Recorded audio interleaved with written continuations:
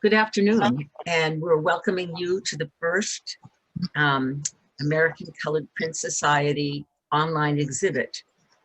Because of the coronavirus, you were not able to have your annual exhibit on walls, and the club asked if the Plastic Club would host their exhibit, and we did agree, and we're delighted that we were able to continue the tradition that you have followed. It's been a lot of work, both for your club and for our support team, Tina, Laura and Bob. But we're glad, as I hear people talking to each other, hi, we should be doing this, hello. It certainly continues a community that otherwise is not possible to continue without having these online activities. And so we're very honored to be able to help you continue being an ongoing club. It is part of the Plastic Club's mission to advance the arts, and hosting your exhibit advances our mission. And without any more ado, I would like to have Art take over and start the show. Art. Okay. Okay, can everybody hear me? Yes. Okay. Good afternoon and welcome to the American Color Print Society annual members exhibition and the Zoom Salon. For those of you who don't know me, I am Art Brenner, the exhibition chair for ACPS. This year, we are celebrating our 80th year of exhibiting original color prints. In a normal November, this exhibition would be on the walls of the Plastic Club, as it has been for a number of years. But this is not a normal year. So fortunately, the Plastic Club opened its heart, its website, and has given us the opportunity to showcase our work in a virtual online exhibition. And for that, we thank Roberta Gross, the exhibition chair at the Plastic Club, and her colleagues, which include Laura Stork and the computer design professionals, Tina Chung and Bob Lee. You have our thanks and appreciation for your great work and for your support. And believe me, they really did. I should note here that the Plastic Club holds its own salons on the third Sunday of every month. So there will be one next Sunday to discuss their November show, which is Observing or Breaking Boundaries and Limits. And you can register for that salon on the Plastic Club website. And finally, the Plastic Club does have a virtual show every month. One does not have to be a club member to participate. It is open to all artists. It is free. There are no fees. And right now there's an open call for small works for the December show. So check it out. For those of you who don't know much about the American Color Print Society, we've been active since 1939. And to tell you a bit about the history of ACPS, I'm going to turn the screen over to Carol Myers, who is president of ACPS. All right, American Color Print Society was founded in 1939 by a group of women in Camden, New Jersey.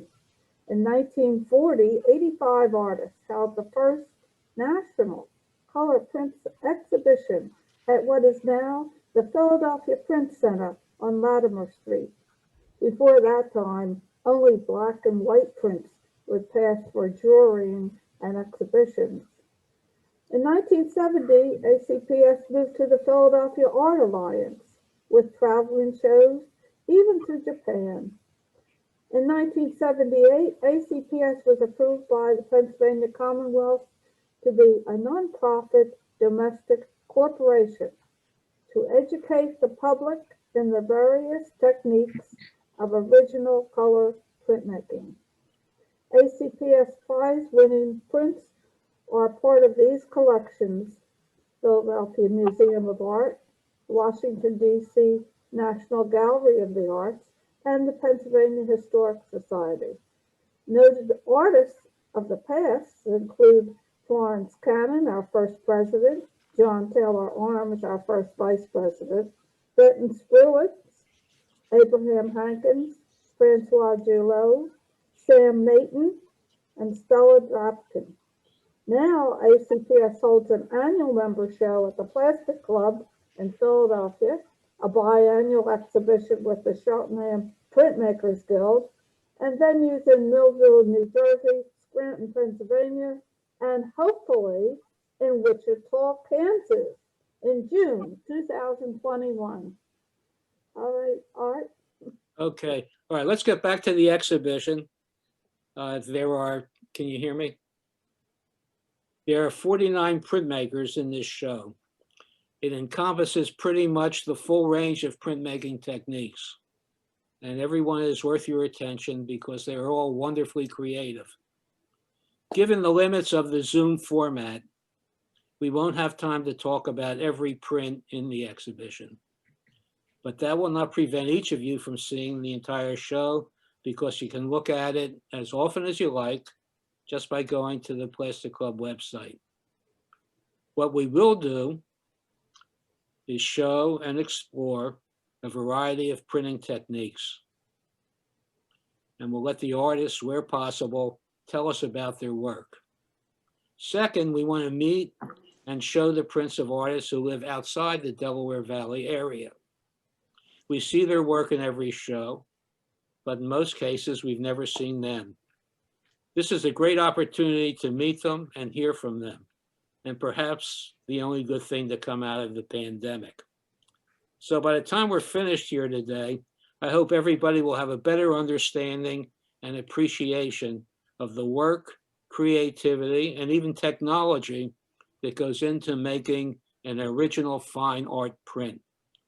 And that printmaking, well, let me get this. My friend John Formicola reminds me that there's a hierarchy for the appreciation of fine art. And that printmaking right now is not really at the top of that list. But I hope after you see everything today, that will nudge our perception up a bit. And people will look at our work and not say, I like your painting, but rather, that's a very nice print. How did you do it? So let's meet the artists. The first one is Megan Webb, number 1. Can you put that up, Tina?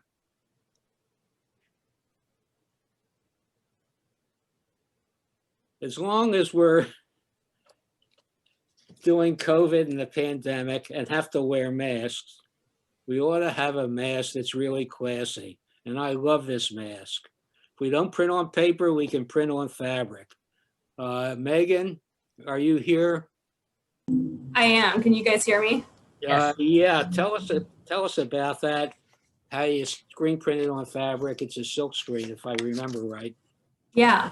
So a lot of my process has been recently primarily fabric based, but at the heart of everything, I still feel like print has a huge part to play in my practice.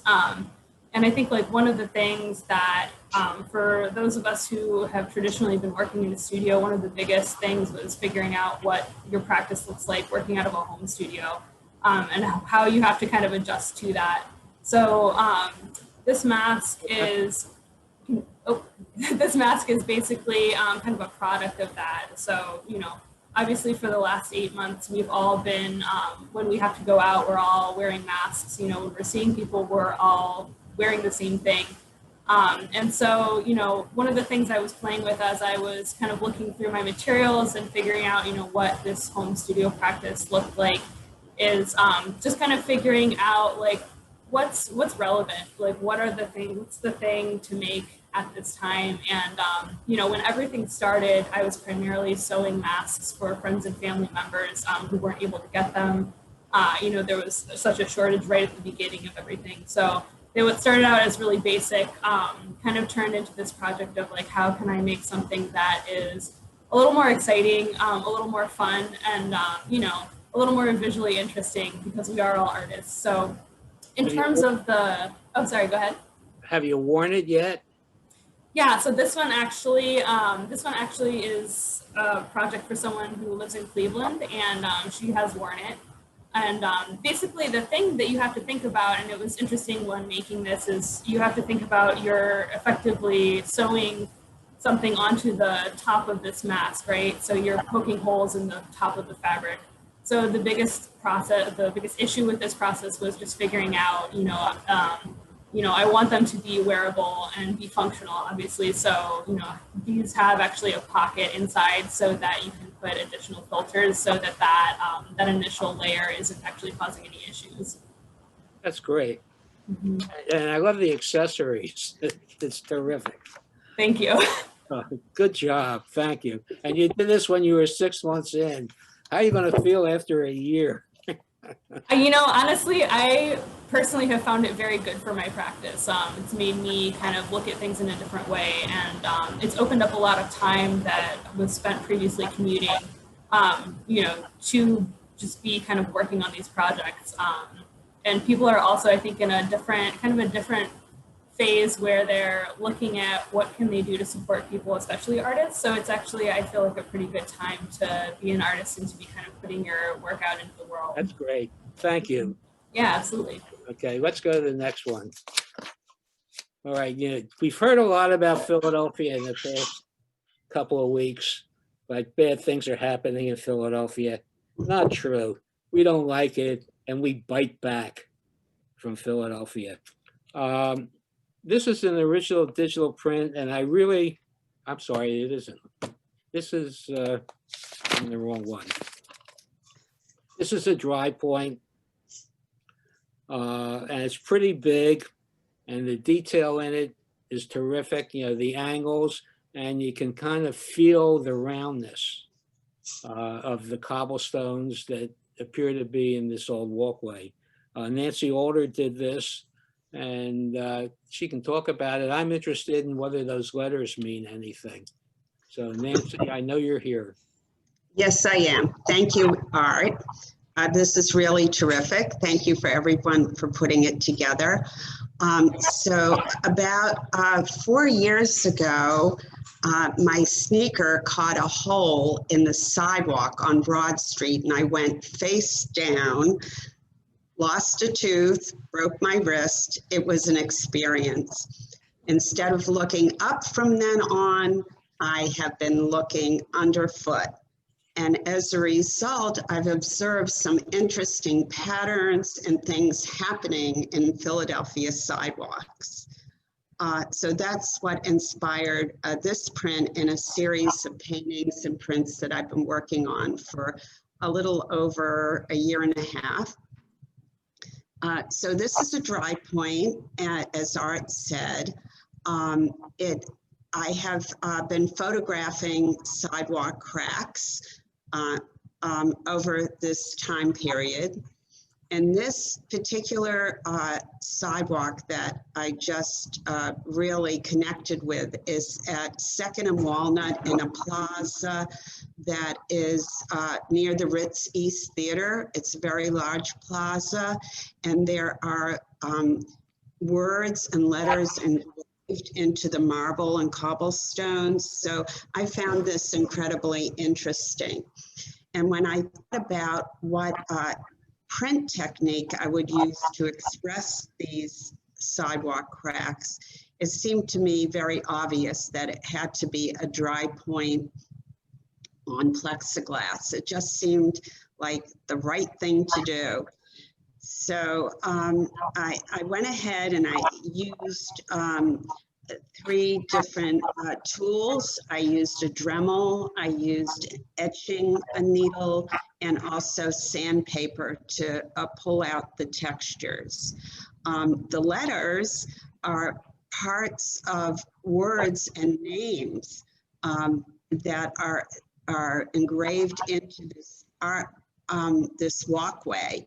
And you can see HOMAS at the bottom. That's part of Thomas Jefferson's name.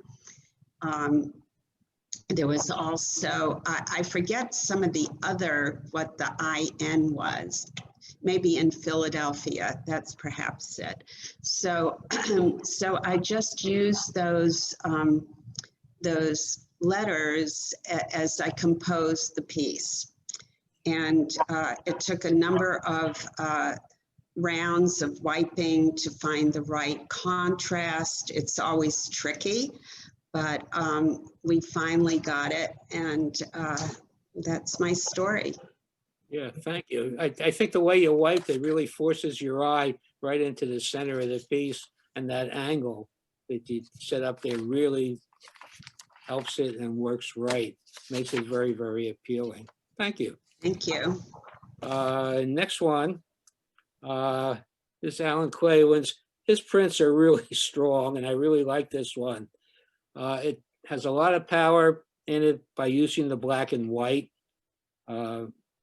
There are standard graphic things in here, like triangles and rectangles and a square and even a little circle and a lot of texture. And I know that Alan loves to use lines in all of his work. You know, these are original digital prints, and they're really terrific. So Alan, can you talk about this? I thought I saw him. Alan?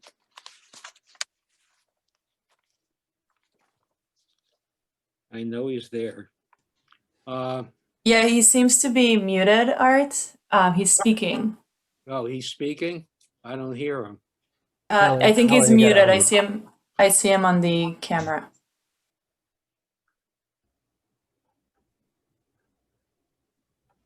Yeah, I'm trying to ask him to unmute, but I don't see if he sees my signal. Oh, there he goes. Okay. Can you hear me now? Yes. Okay. Anyway,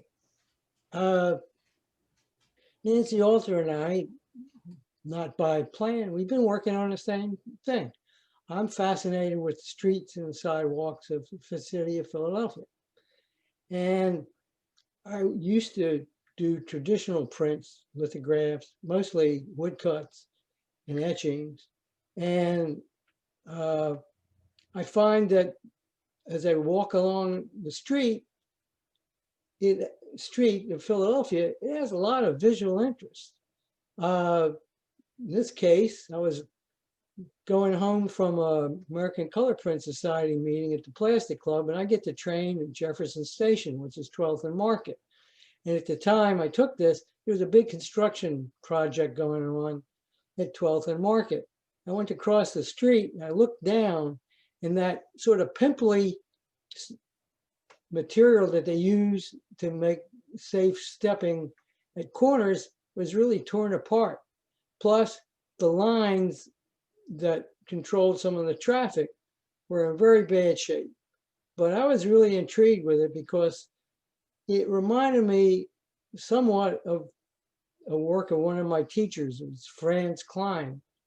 And I said, hey, that's really neat.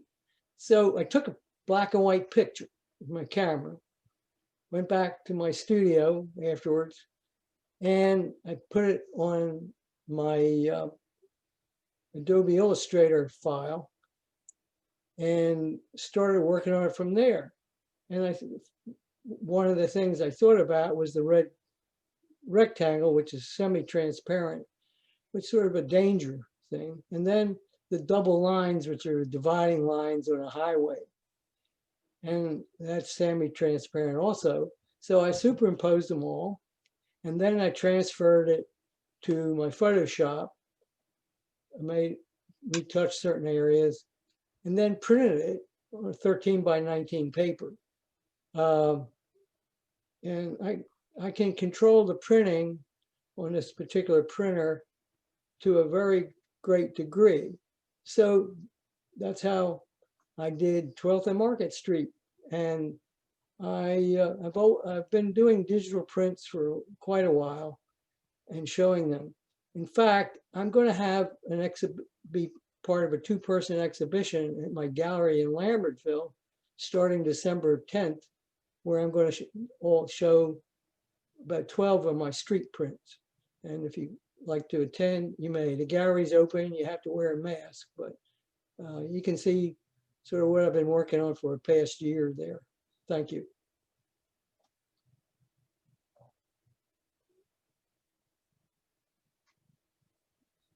Is Marcioka here? Go to the next one.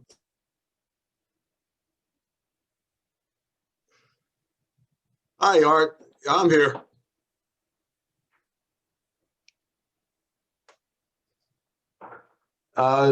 everybody, it's very good to be part of this salon today and to be part of the exhibition.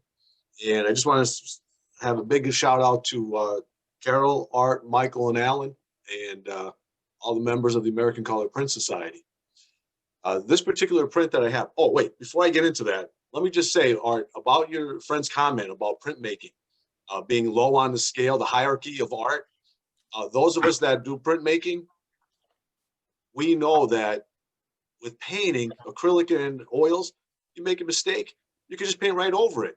But as printmakers, we make a mistake, you might have to start from scratch no matter how many hours you put into it. So I think right off the bat, we need to be elevated right to the top, and everybody else take second place. But that's what we already know. We just have to convince the world and other artists that we are on the hierarchy, the higher of the hierarchy. Okay, so this print, Golden Fields. First of all, I'll give you a little background. It's sort of like Van Gogh meets a surrealism. I was looking for warmth in the sky and the sun, and the trees. I staggered them to go back into the horizon. And I think that if I had to sum this up in a few short sentences, that this particular print was the desire for companionship or closeness, but even that sometimes creates a distance no matter how hard we try to work at it. And this is an actual silk screening and a lino cut. The size is approximately 12 inches high by about 7 or 8 inches wide. And I just drew this right off the top of my head, sketching around. And I like a variety of ideas in my work, whatever motivates me. So I roll with it. And what I have is the block itself. And I'll just kind of show this off. I don't know if you can see it, but that's the block. And as somebody who does a lot of lino cuts, sometimes that one line that you might mess up on could change everything about that particular print or that block. So mistakes can be very costly and time consuming. But I just love working with that line quality, the thickness and thin. I think that translates well with the other work I do in pen and ink illustration. And I know some of you are familiar with that particular body of work, especially the social political work. But yeah, that's my contribution to this exhibition, Golden Fields, and just enjoying the process. Trying to unmute. Which part is silk screen? The silk screen, oh yeah, it's a good question, thanks. All the color is silk screen. And I guess there's about 6, 7, 8 layers that I put on, and those are hand cut stencils. I've used photoserigraphy in the past, but a lot of my work, I just cut it by hand and place it on the screen. In each color, there's just layer on top. And then the lino cut is the oil-based, which is the final to tie it all together. And again, that blackness just pulls it all together when you see it before, just with the color, and then with the black. There's a strength about that line quality that I really enjoy seeing. It could be faint and light or dark and bold and everything in between. And the textural qualities of lino cuts, it just never ceases to amaze me on the variety of artists that I look at that just do stunning work. Really enjoy that. Great, thank you. Thanks a lot, Mark. It's really good to see you. We haven't seen you for a couple of years, and I'm glad you're back with us. Thank you. There are 3 circles in a row coming up. This one is by Herb Apple. And he is not here today. And he lists it as mixed media. And mixed media does not explain anything like this. You know, I've heard him call them threaded embossments. You can see that he has printed something in the back and it looks like an embossment, and he has printed in color. And then he sews these things. So they're just full of threads, and he puts them in individually. I once said to him, you have a great talent with the sewing machine. And he looked at me and withered me with his look, because all of this is done by hand. I said to him, how did you get into all of this? Because he teaches printmaking at Rowan University. And he said, he wrote this down. He said years ago, he was doing gum bichromate prints, which are very, very toxic. Dichromate, ammonium dichromate is carcinogenic. And he ran into Merle Spandorfer, who said to him, you're killing yourself. That was, could have been the truth. And Merle was the one who wrote one of the first books about non-toxic printmaking and how to do printmaking safely. And it's a great book if anybody can get it.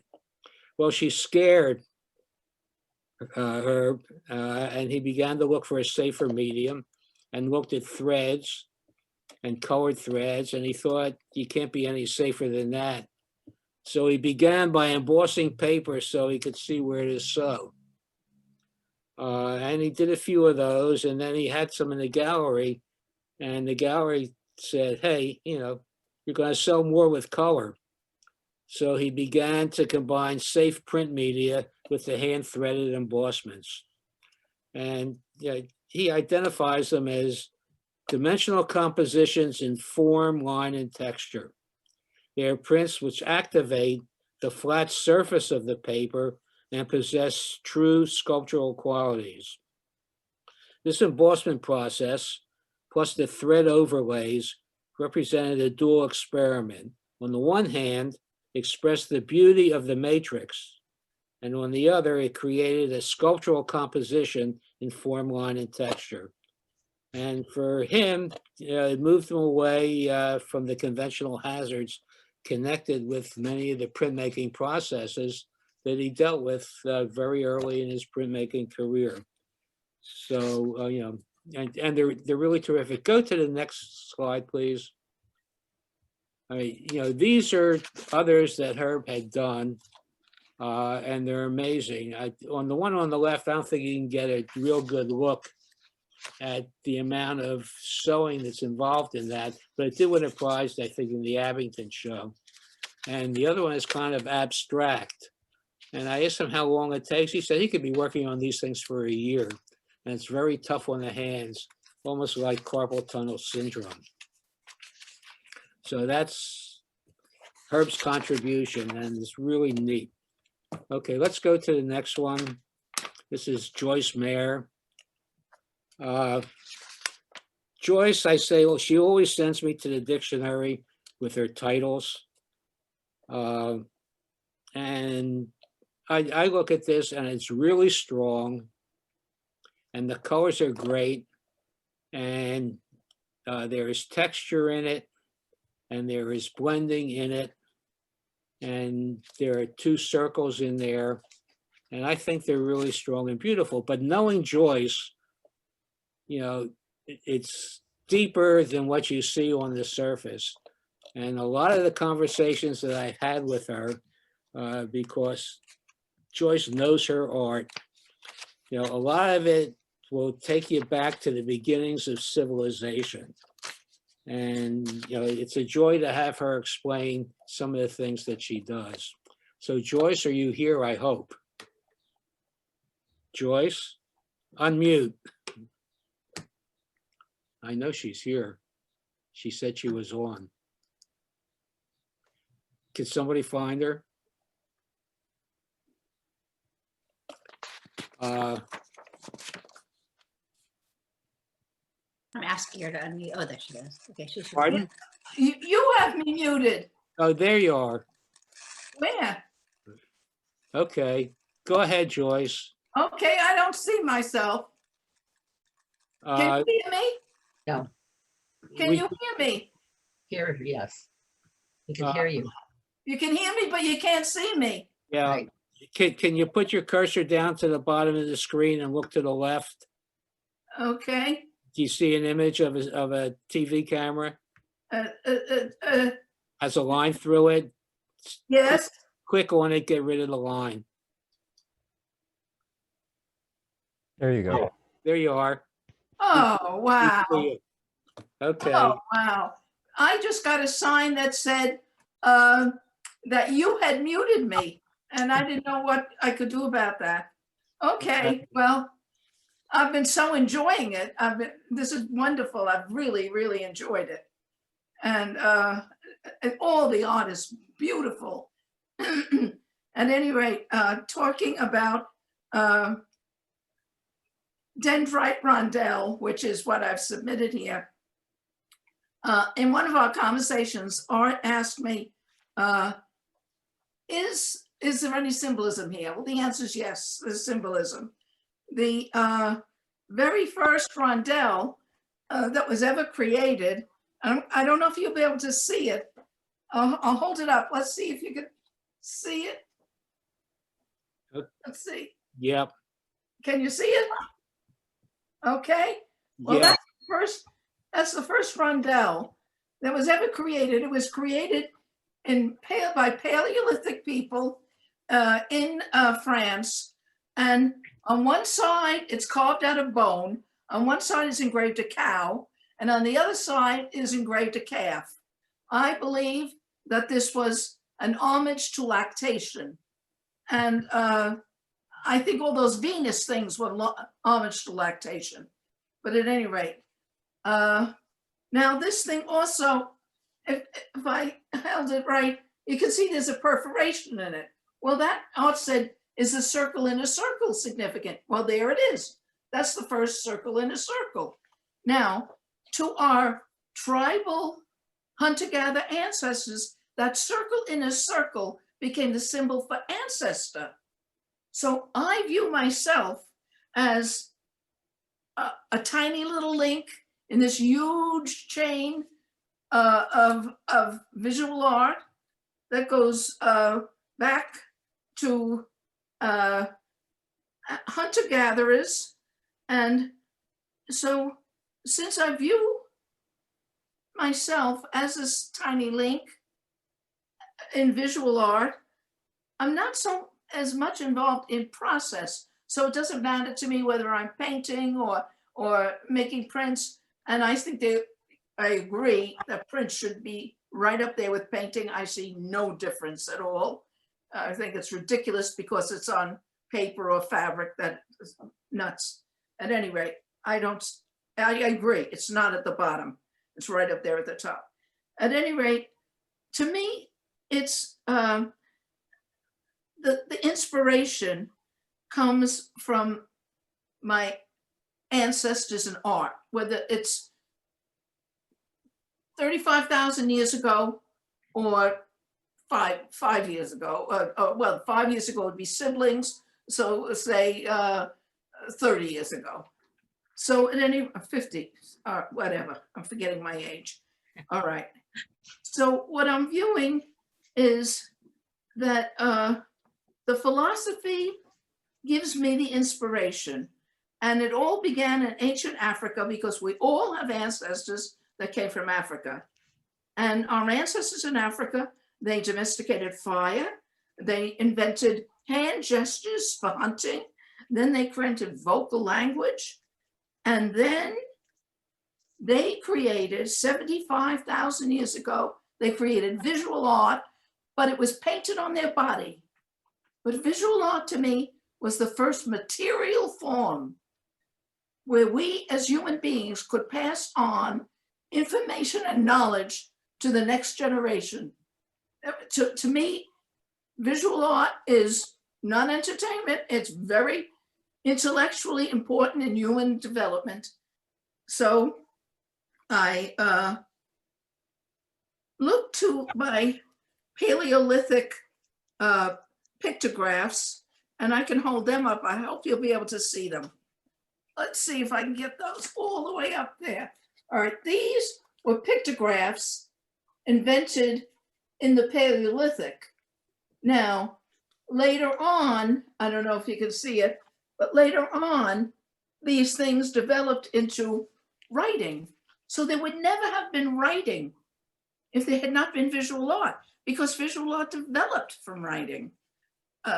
Writing developed from visual art. So I'm saying that it took 25,000 years between the development of pictographs to the development of writing. And that in itself makes me feel that visual art is something that should be respected and should have a much higher place in what we teach in school, because we don't teach respect for visual art properly. So at any rate, 55 years ago, I created my first rondelle. And I had read that Turner had a whole bunch of iodine bottles found in his studio. I got the idea that he must have painted with it. Well, I did all these beautiful rondelles and I exhibited them, and it turns out that it disappeared because iodine is not permanent and they're gone, absolutely disappeared, gone. So that 19 years ago, I was put in this wheelchair and I could no longer do the painting and sculpture and various things that I'd done. And I couldn't do my monotypes anymore. I did very big monotypes. I couldn't do them anymore. So I started working 19 years ago. I started working on the computer and I called my images nature digitized. So now more recently, I decided, let me try for rondelles that will last this time.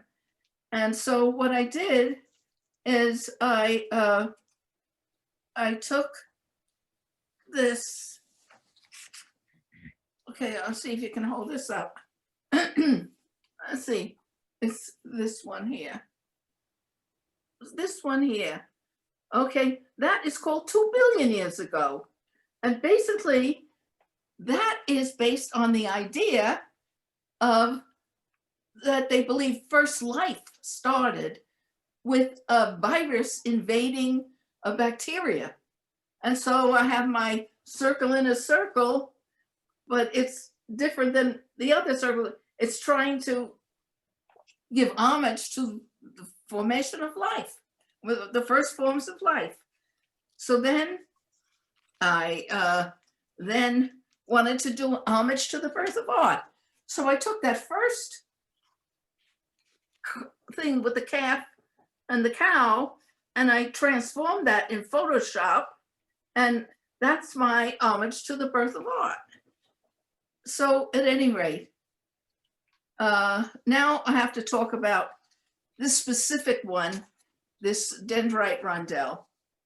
So in geology, what you have is you have minerals that they melt and they merge, and under the pressure of the earth forming rocks,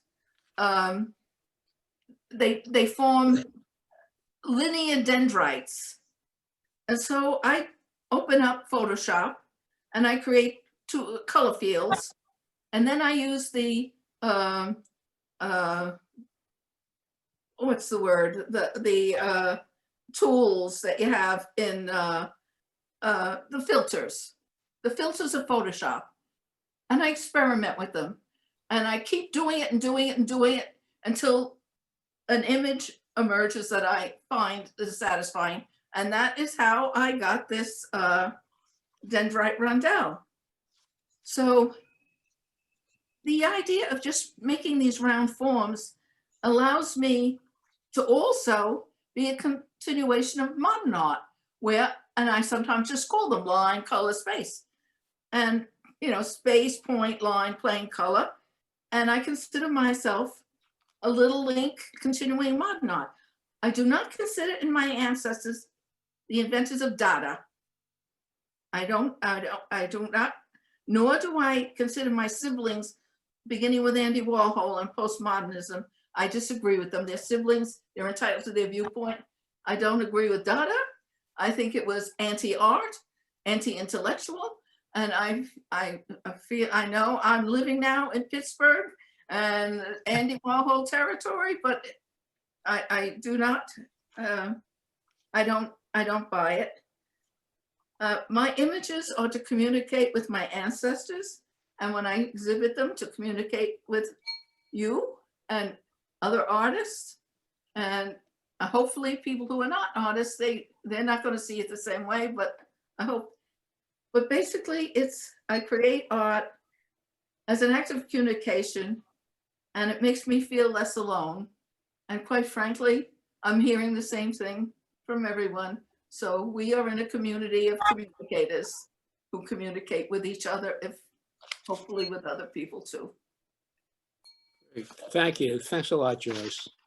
So thank you. Thank you for this wonderful, wonderful forum. Let's go to the next one. This is Terry Friedkin. Hi, I knew I was coming up next. They are.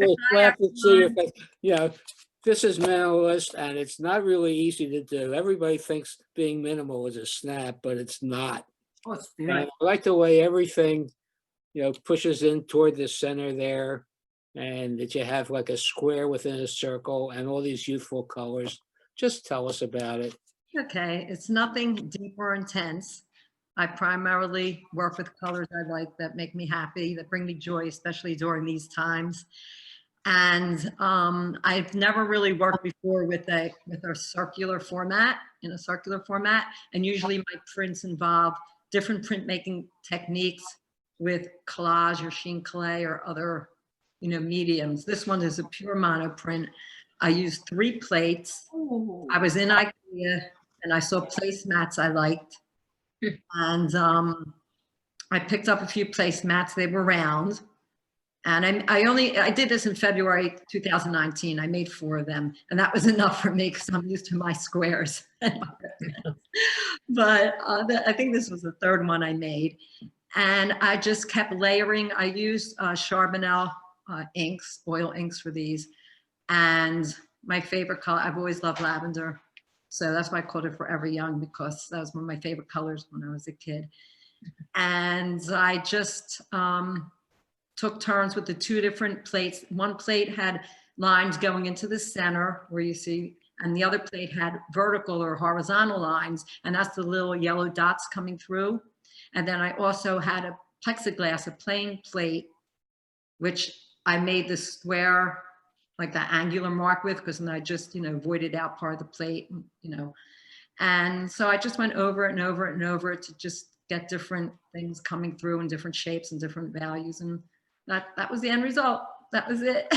That's terrific. I'll tell you, I've been in a workshop with you, in a class with you, and nobody works harder than you to get it exactly right. So thank you. It's thank you, Art. Okay. And I loved everyone's pieces. So beautiful. Everyone in the show. All right. Next is Pat Lima. This is a beautiful print.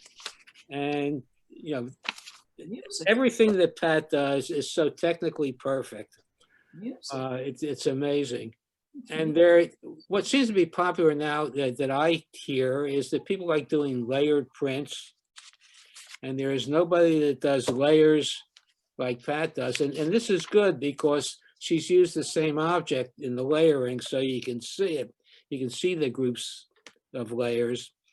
And it just has everything about the harp, the strings and the fingers that pluck them and the beautiful curves in the harp. And, I don't think these are easy to do. It's, Pat, will you tell us how you did it? Hi, Art. Hi, everyone. I am not seeing the artwork as we do each person. Am I supposed to be seeing it? You're supposed to be seeing your print, yes. Yeah, I'm not seeing anyone's print. The only one I saw so far was the mask. So I'm not sure if there's a reason why, but I'm just letting you know I'm not seeing them. But hopefully everyone else is. I am. Yeah, Art, hi, sorry, guys. If you go to view, Pat, in the right side corner, top right side corner, if you go to view, you might be able to change that and see the screen share. Okay, I'll play with that after I'm done. I don't want to. All right. But anyway, my approach to art is that I start with a general idea, and then I respond to what's on the paper. So I frequently work in layers, and I'll do the first layer and I'll respond to that. And I don't start with a preconceived end idea, just a general idea. And I allow for surprises and chance, and then I decide what to keep and what to discard. So in this particular monotype, I used a large plexiglass plate and I squeezed drops of Aqua blending medium and Aqua liquid pigment on the plate. I rolled them out with a brayer, and then the areas that have blending medium repel the pigment. And then it also picks up on the brayer and redeposits on the plate. And then I added paper squares on the plate in a grid shape, printed them, and then I ended up with a grid background with windows. And then without washing the plate, I printed that on top of the same piece of paper and I added that ghost print to the window areas. And then I cut shapes out of foam and inked them and put them face down, ink side down onto the print and rolled that through the press. So at this point, I'm at the third time through the press. And I just continued to do that with these different shapes. And some shapes went through one time and some went through multiple times. So this particular print looks to be about 6 or 7 rides through the press. Wow. I did it back in right before the virus. So trying to look at the print and reconstruct what I did. I didn't know I would have to take it apart like that, but. Yeah. And then what the other thing that happens sometimes when you do these layers is that you go too far and you get one area that's a little dark and goes a little too much ink. So I've found that with Aqua, it doesn't dry right away. So I have been able to submerge it in water and then take a very soft sponge and wipe back some of the ink. And you can let that paper dry and then print it again. And just remove certain areas, leave certain areas. And when it's underwater, it won't move an area unless you rub it a little bit. So I found that to be very useful with this particular ink. And that's it. That's how they did that. But also I really enjoyed seeing the people from out of the Philadelphia area. We all know your work and your names, but it's nice to see you. All right, thank you very much, Pat. Thank you.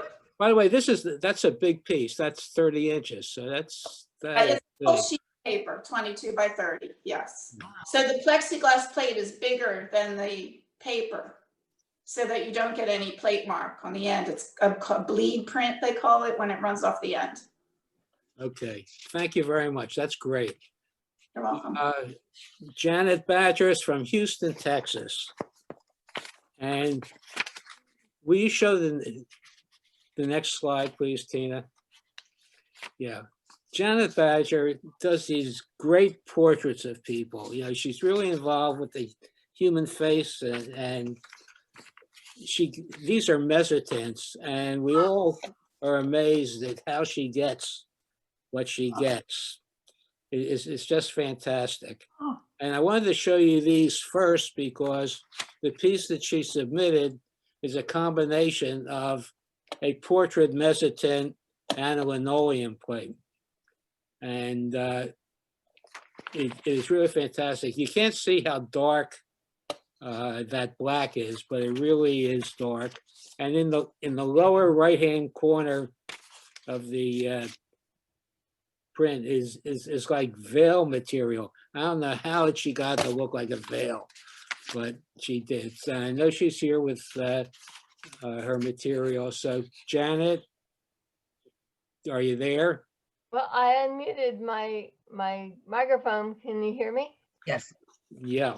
Okay. I don't know how to get my picture. My video looks like it doesn't have a line on it, but we see you and we see the print. Do you see me? Yes. Yeah. Okay. I don't see me, but I see the print. All right. I had made a slideshow, but I'll just talk you through it like everybody else has with my cursor. I start with the mezzotint on a copper plate. And this copper plate is probably only about 4 by 5 inches in size. And so I have a pole rocker, which puts a texture on the plate. Once a copper plate is completely mezzotinted, texturized with the rockers, it will print black, as you see in the hair. That's the black, right? Okay, in order to get back to white, you have to use your scrapers and your burnishers. So we have a lot of tools going on. Then I worked her up till I liked her. And then she prints differently in straight black. So, you know, I printed her in different colors. I apply the colors onto the plate with a tool which has a shaped rubber end. I think some people use those for monoprints. Other people's, I use those for clay work. They're rubber-ended tools. And so I'm basically painting the plate. Then I'm squishing the ink into the roughness, and then I'm delicately wiping it off the plate. That's how you wipe an intaglio. So once the plate is correctly wiped, then you can print it on your etching press. But when I was finished with her, I wanted more. I wanted a body. And one of my nieces had given me a wild sweater, which had these kind of patterns on it. And so these are the sweater patterns. And then there were striped sleeves, and then there were like 3 different colors on the cuffs. And it was just, I thought, I found the body for this girl. She looks like she has enough attitude for this sort of thing. So I'm sorry, my rule is you only get 1 trip through the press. I don't do layers much. So these are cut out like puzzle pieces. This is a puzzle piece. This is a puzzle piece. This is a puzzle piece. This is a puzzle piece. So these are cut out and rolled with different colors of ink. Now, Art, on this one, I want to let you know that resist is not futile. This is just a straight resist. I rolled this piece with the peach colored ink, and then I lay a piece of lace on the top. And then when you reassemble the puzzle and put the paper down over it and peel it back, that lace has resisted the ink, prevented the ink from getting onto the print. So that's all that is a piece of lace to resist the ink. The rest are just rolled in traditional linoleum. So that's how I do it. All right, that's great. And, you know, we wait every show. We wait to see one of your mezzotints. You know, Well, I start with the mezzotint, but sometimes I want more. Yeah, I know. All right, thank you very much. All right. Now let's take a look at some landscapes. Is Linda Purry here? Yes, I am. Okay. All right. This is really a gorgeous print, and it's subdued, but it's still very, very strong. And I think because your title is Reclamation, we have to really think about what you're really trying to do or say here. I think it is deep, and I think maybe you need to tell us all about it. So go ahead. Sure. So this print was inspired by an article I read in National Geographic on the Angkor Wat ruins in Cambodia. And in the article, they had photos of the fig trees growing on top of and through the stone monuments and buildings. And it was, you know, the photos were really quite arresting. And at the time, we were living in Vermont, and a lot of farmers were selling they're selling parts of their land, and developers were coming in and building these huge houses in the middle of an empty field. And I don't know if everybody's heard this term, we called them McMansions. And so I thought, wouldn't it be great if trees would, you know, grow over and take over these houses as they did in Angkor Wat. And so that's the story behind it. It's a 2-color intaglio, 2 plates. The houses were done in were photos, and they were in Photoshop. I put them on a smart plate and then inked up the smart plate and transferred the ink to a clean zinc plate, and then did a reverse aquatint on it, so that the photo versions of the houses would, you know, were on the plate, and then I etched it. And then the rest of it is just your standard, like, hard ground for the line work, and then regular aquatint for the tonal work. It's really, really a neat print. Thank you.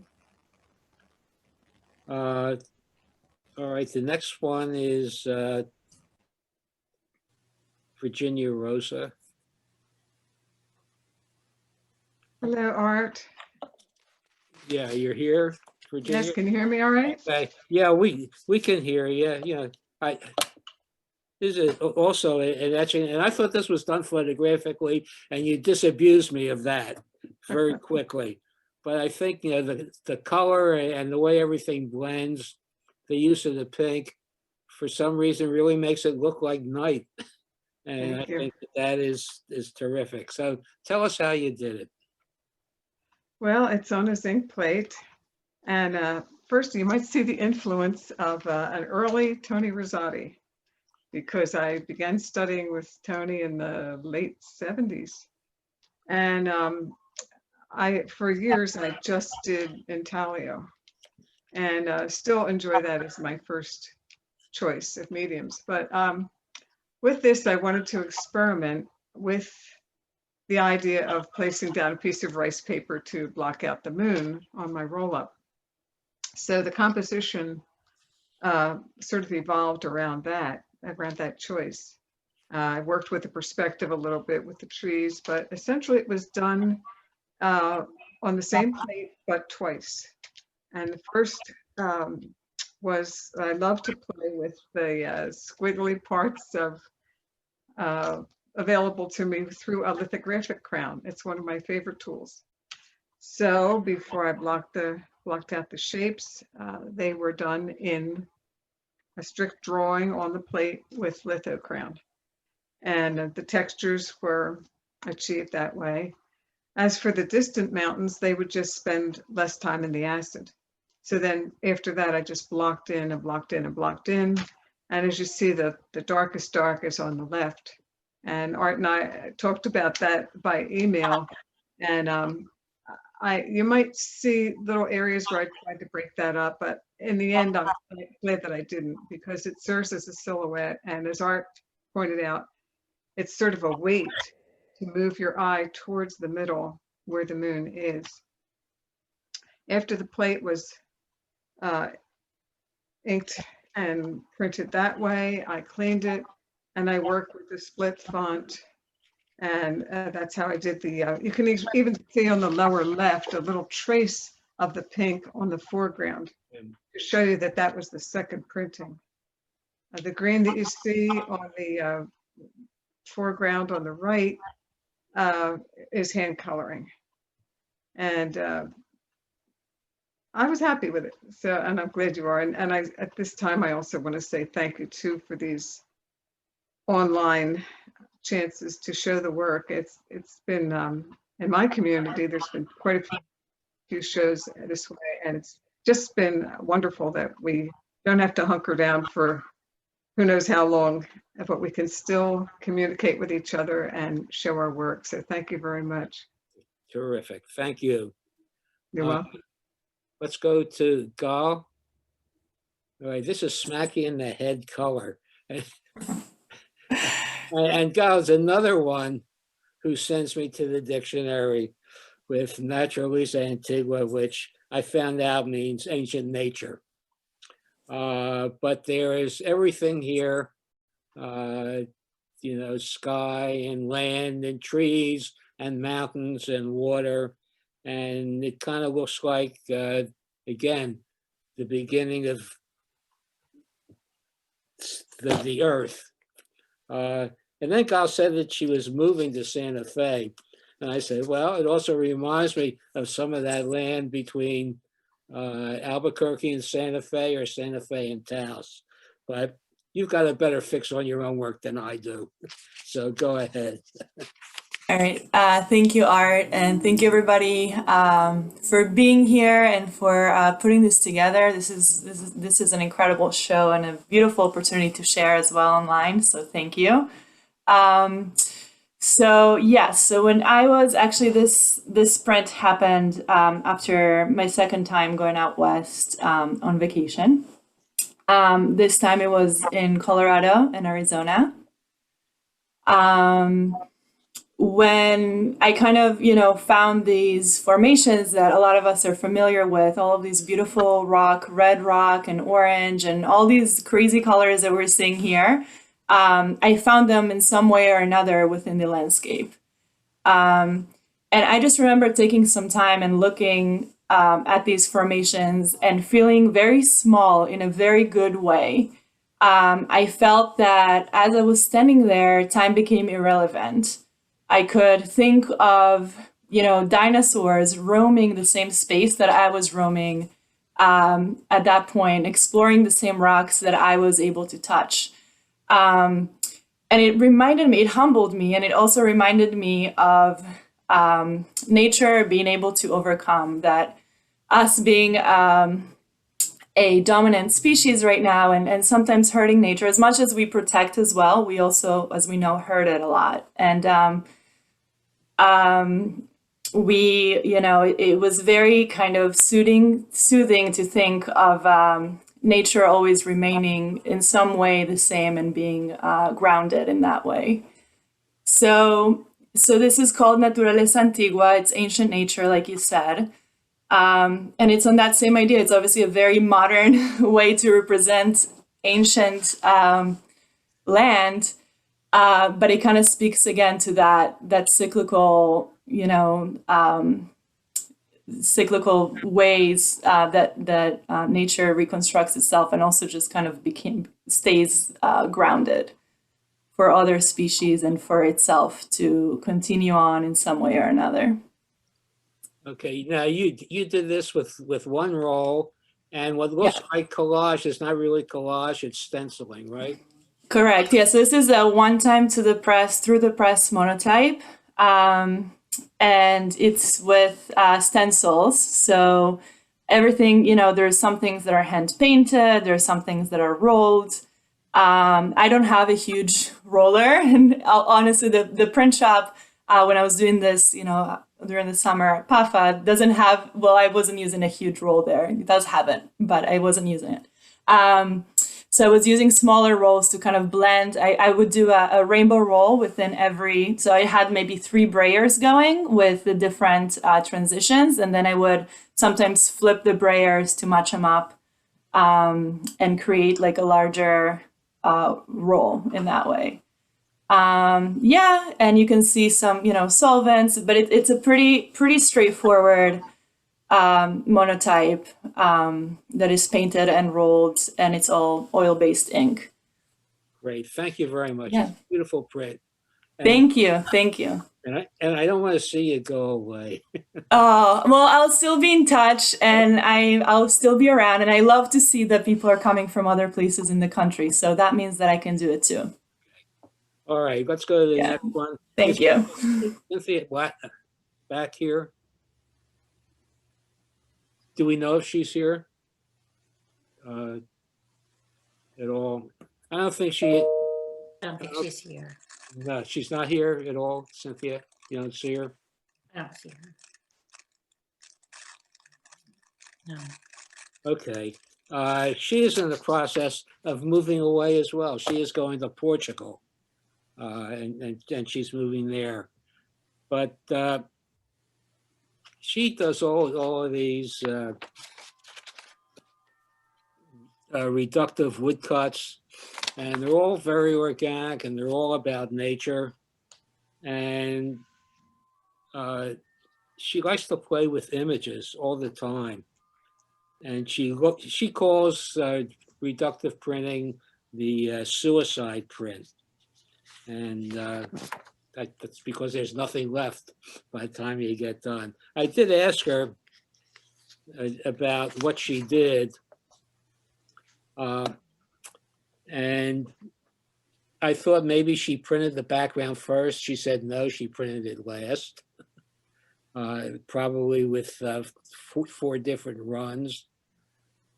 She has no idea how many times she inked a plate, but she rolled the stone colors first, and she really cleaned up around them and just printed them.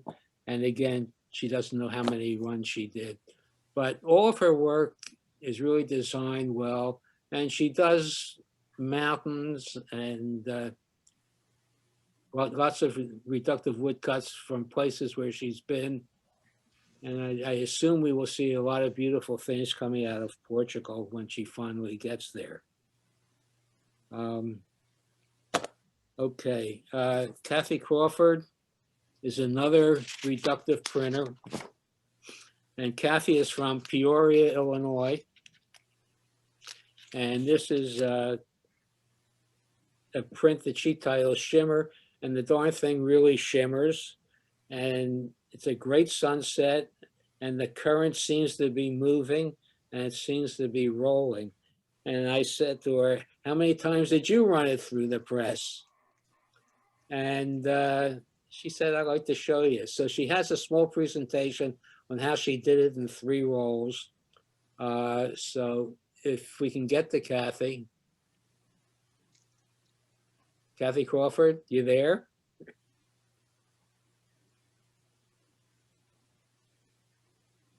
Hi, thank you, Art. Oh, there you go. Okay. Is a reduction woodcut, and it was completed in only 3 runs through the press, and it is very small. It's only 6 by 18 inches. Next slide. This is the first blended roll. I use oil-based relief ink. And next, please. And this is the 8-inch brayer inked up with a blended roll. Next. This is the first run printed on Japanese kozo paper as a bleed print from a 1/4-inch plywood. I have yet to cut any wood. I must decide the size of the edition on the first run through the press. Ink is mixed up for the second blended roll. And here is the second blended roll on the ink slab. I started and ended with pure transparent base. I frequently do that. And here it is on the 8-inch hand brayer. Next, this is the inked wood. I'm a relief printmaker, so only the surface of the wood will print. Next, this is the second run printed on paper over the first run through the press. And next, please. And here we have the 2 photographed together. You see the first run and the second run, and you're able to see the colors from the first run coming through in the second run. Next, please. Then I decided I needed another run, so here's the blended roll for the third run. And here is the inked wood after I cut more wood away, and I used a Mylar stencil to protect the sky area that I did not want to print over. And here is the inked wood after I removed the Mylar stencil. I was able to reuse a section of a previous much larger printing matrix from my previous print, which was 20 by 25 inches. And this is the previous print, Summer Soleil. And next, please. And this is the finished print, Shimmer. It's a reduction woodcut 6 by 18 inch bleed print. All right, that's terrific. Easy as that, huh? All And right. this work was inspired by a summer of wet sailing with my husband, who just completely restored a Hobie Cat 16 sailboat. So I was very close to the water, very wet, and water theme images have been a constant throughout my printmaking career. Okay. One thing Kathy does, I kind of keep up with her because she always seems to be with experimental printmaking and dropping stuff in Facebook. So I know she's playing around with things. And one of the things she's playing around with is the process of doing lithography, wood lithography. And she does have a presentation about that. And at the end of the show today, after we go through everybody's art, Kathy will run through that and show how you can actually do what you can do with stone lithography by using wood. And it's a lot, I don't know whether it's easier, but it's an interesting technique. Comes out of Japan by way of Poland. And I think Kathy has it down pat, and I've seen some of the prints and they are gorgeous. So you might want to stay around for that part of it. Let's go to the next one. Kathy Chapman. This is a rust print with an image transfer. And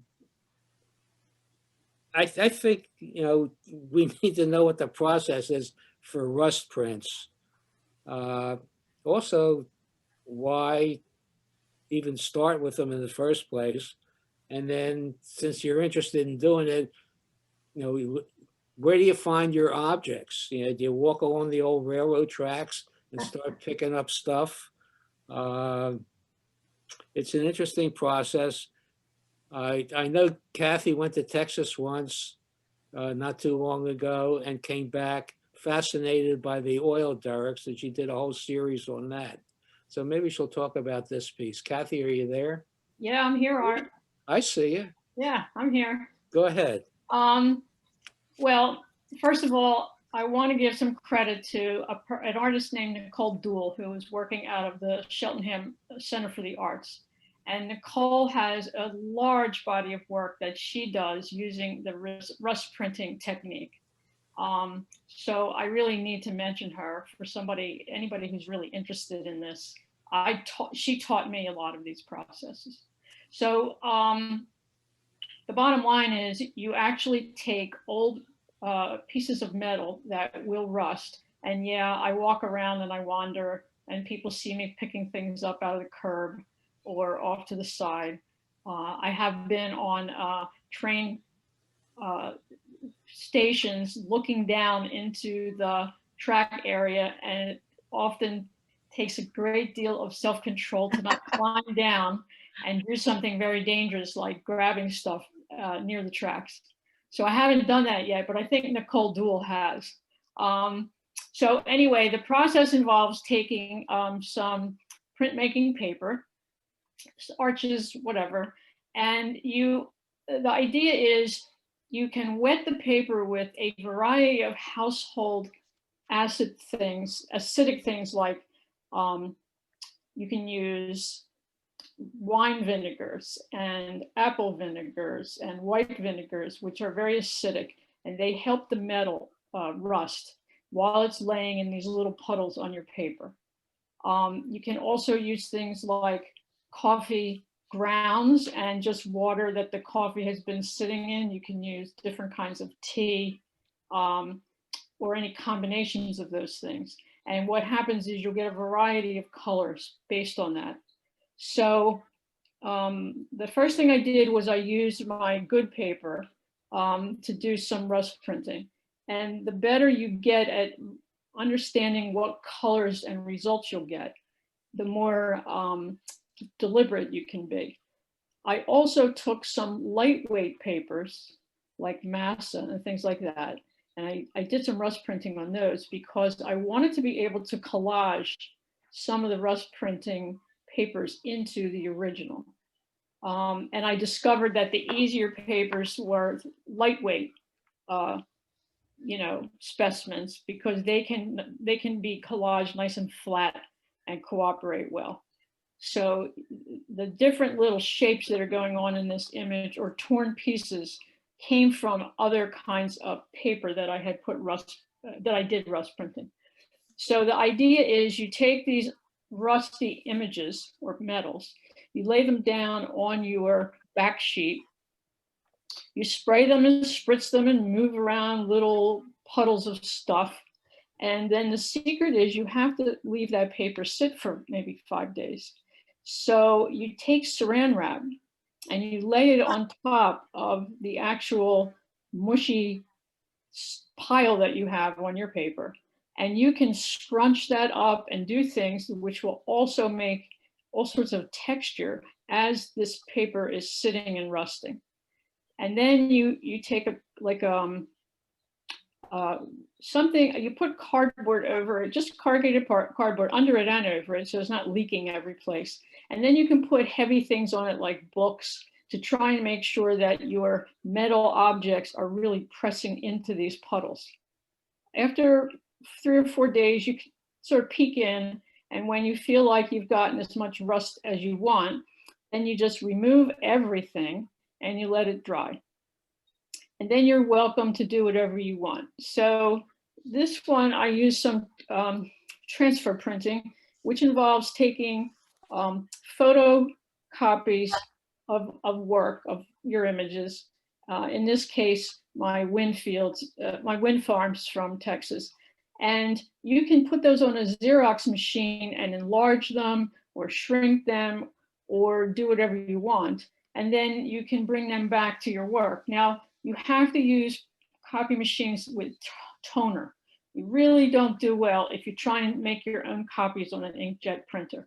So you really need to be able to go to a Staples or someplace like that and make your images. And then what I saw from another artist is don't limit yourself to the one Xerox copy of something. Keep putting it back on the machine plate and copying it again, bigger and again, bigger and again, bigger. So you really can have gigantic images, not just the original, say, 9 by 12 or 14 by, 16 or whatever papers that you get out of that machine. Keep recopying things larger and larger. So you'll get bits of this and bits of that. And then the photo transfer there's a lot of ways to do it. What I was learning to do was using Charbonnel inks and gum arabic and rolling these images that were on your Xerox paper with these various things, and then pressing them down onto the rust print and running it through the press. So that's like a whole other process. And so that happens after the rust paper is all dry and just waiting to have images. So, and in one case, this really big foreground piece of propeller, that was so big, I couldn't get that copied on a machine and then transfer it out. So I actually cut it out of the paper that I had, the copy, and I ended up collaging that directly in onto the top of the paper. And most of this other stuff is just my images that I copied and recopied. This is a little car that literally was on the road, which I didn't decide it needed to be a car, so it's just kind of in there. And you can see where things have been collaged in. So anyway, that's what I did. It's a really fun process. And I do thank Nicole Duell because she's really an expert at this stuff. Yeah, terrific. Thank you, Kathy. It's a beautiful print and it's big. It's It is, it's by big. 22. Yeah, that's why I liked having this chance to put it up because I didn't have to frame it. Hey, thank you. That's terrific. But You're welcome. yes, now there is some rust in this one. Karen McLaughlin's print. It's called Bloodline, and it's got that rich red color. The shades of red, and it's really gorgeous. And there's just layer after layer after layer in here with a lot of bubbles, and the whole thing seems to push up. And I think that those two vertical columns look like carotid arteries. But Karen, are you here? I am. Oh, okay. Hi. Go ahead. Love it. Talk First, about it. thank you, Art. I want to say that I also studied with Nicole Dull, and she's not doing very well right now.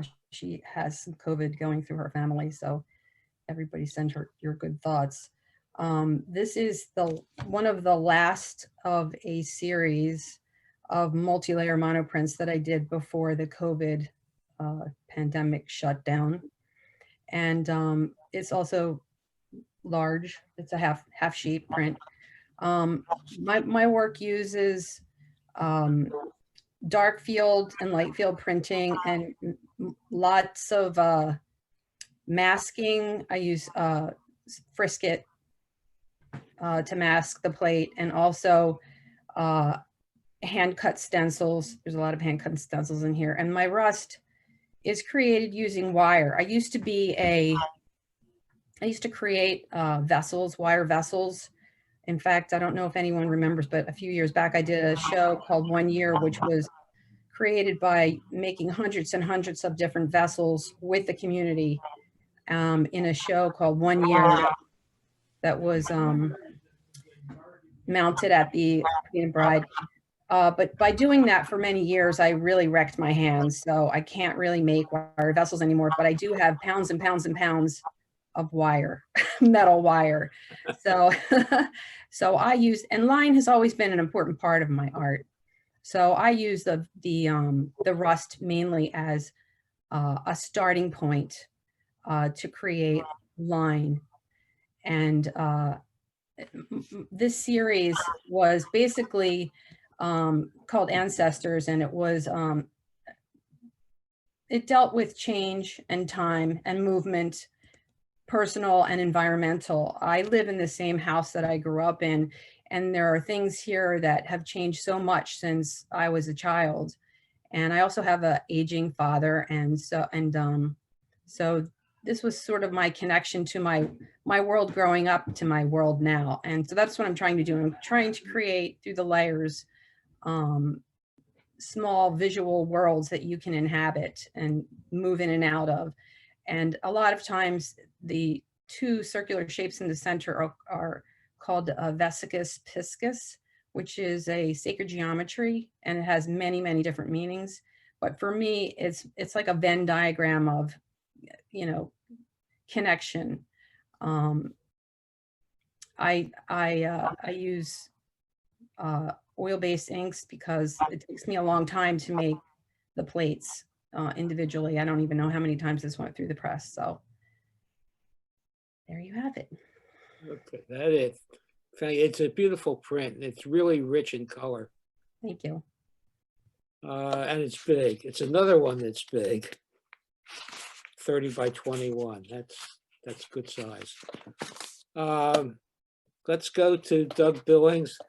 Doug Billings is from Wichita, Kansas, and he's given us, I love this one, this is a box full of fossils. And they all look like they're in pain. They all look like they're screaming. And I think, you know, there's a monoprint on top of it, and the choice of color is great. And I'm not sure about the skulls, which look like from the outside in, the growth of man. That's correct. I don't know for sure, but tell us about it, Doug. Okay, this is I've always been fascinated by history, human and earth history. So I started this about a year ago. I like to work in series. So this is kind of a geological series. And this is a 24 by 24 woodcut that I did for Wichita State University. They invited me to participate in what they call a steamroller event, where all the printmakers at Wichita State make woodblock prints, and then they print them in a parking lot with a steamroller. And so this is what I did for them. Is everybody hearing me okay? Yes, yes. Okay, just to make sure everybody's hearing me. So anyway, what I did was I took a 24 by 24 inch piece of plywood, and instead of engraving the image, basically I scored the fossils and the skulls, and then I chiseled this wood block instead of trying to carve it out. And after I've carved out the skulls and carved out the dinosaurs and the extinct mammals, I took my hand drill and a wire brush, and I aggressively worked the center part of the block to pull out the wood grain, because I wanted a real rough grain. I didn't do that on the outside frame. I wanted that to print relatively solidly. And so I printed the black and white. And then, yes, I did a monotype on top with plexiglass, and several people have already showed how they do this. And I used the rainbow roll or split roll, which several artists have also shown. This is what a simple and easy way to do multicolor. I mean, I love split rolls or rainbow rolls or blends, because you can do 6, 7 colors with one roll instead of having to do everything separate, which is a great time saver. And so I rolled the inks on plexiglass, and then I took some cardboard squares and I just squeegeed across the plexiglass to create streaks. And then I just took a toothbrush and some mineral spirits and did a splatter technique over that. And then once I've got the texture that I was interested in, obviously I was using transparent base on my lithographic inks. I used lithographic inks for my relief prints because I'm mostly a lithographer. And so I have a ton of litho ink, so I like to use it for my relief prints. And then I just printed it on top of the black and white print that I printed earlier. The colors, I purposely used the colors for the dinosaurs because basically they died out by the asteroid, which is a very violent event. So they definitely died in severe pain and agony. And so I thought that would be an appropriate color to use for the dinosaur extinction. So anyway, this is a series I've been doing for a year now. And yes, the skulls, you've got Homo sapien, Neanderthal, Erectus. So, you know, a wide range of primitive humanoids going back many thousands of years to the present. So it was just a fun piece to I needed something to participate in this event, and this is what I came up with.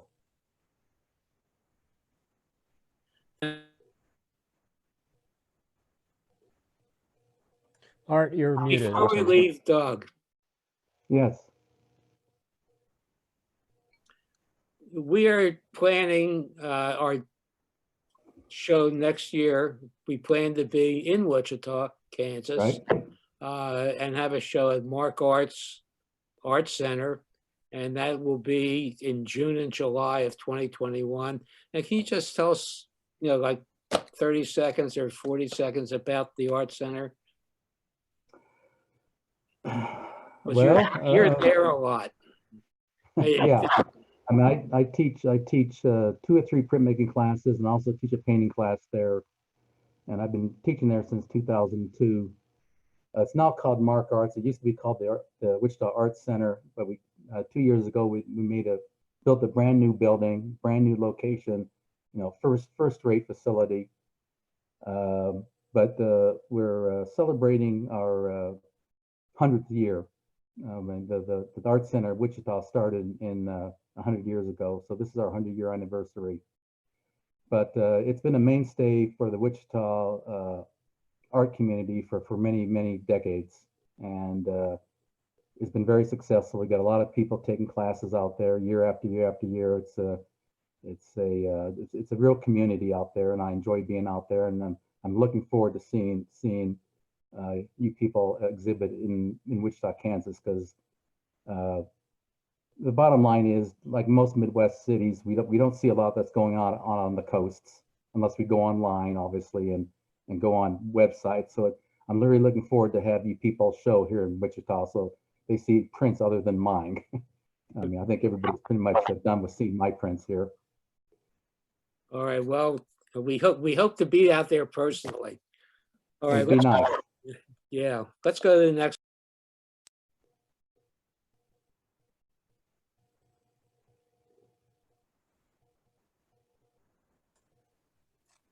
Oh, All right. there you go. Annie, are you here? Do we know if she's here? I thought I saw her before. Annie I'll ask her to Vasily. unmute. Yeah, she's here. Let me see. Annie, come on, get on. Okay. Yeah, because where are you? I'm trying to. All right, I hope you can see your print, because it's a beautiful print and your woodcuts are just great. And they're really all complex. And I like this one because the flowers really pop out at you. Just the way you handled the leaves to kind of force the flowers out. It's amazing the way you move them around and the way you handle the color.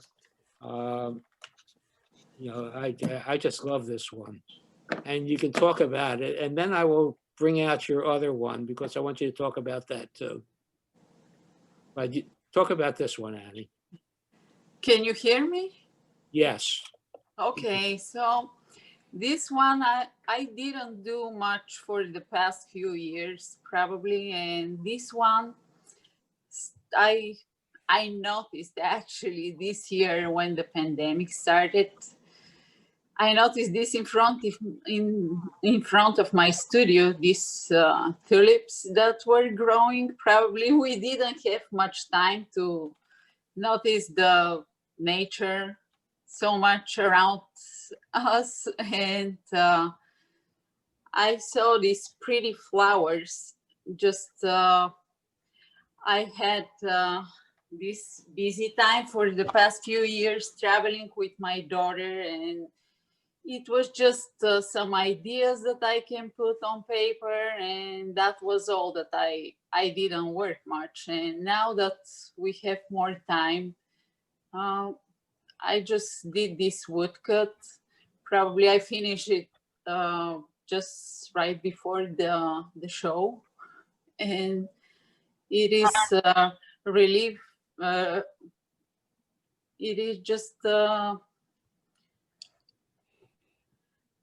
hand painted woodcut with watercolors. I painted on the top, and pretty much that's it. I'm working on. Can you? Yeah, we see you. Okay, so lately I'm working on multiple woodcuts, and that is one of that I finished on time for the show. So pretty much that's it. It was printed from Charbonnel inks I used for this, and watercolors. Okay, thank you. But let's look at the next one because, all right. Now you did this a few years ago. In fact, the first time I saw any of your work, it was at Cheltenham, and it must have been, I thought, about a 7-foot woodcut or something.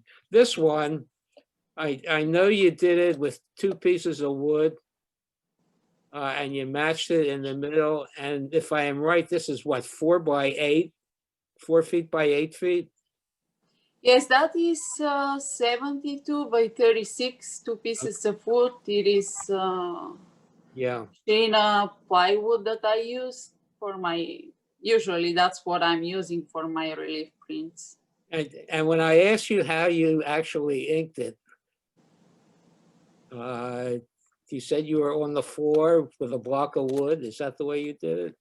Yeah, it is. It is a lot of work. It is a big piece, and it takes a lot of space to do this. It is just usually when I'm doing that, it's like ink everywhere in the in the whole house. I was just like taking the whole space, really. Right. I just wanted to show everybody that, to show, you know, to everyone what you can really do when you work at it. Thank you. Thank you. Thank you Thank very you much. so much for putting this show for us. Okay. All right. The next one is Ann Connor.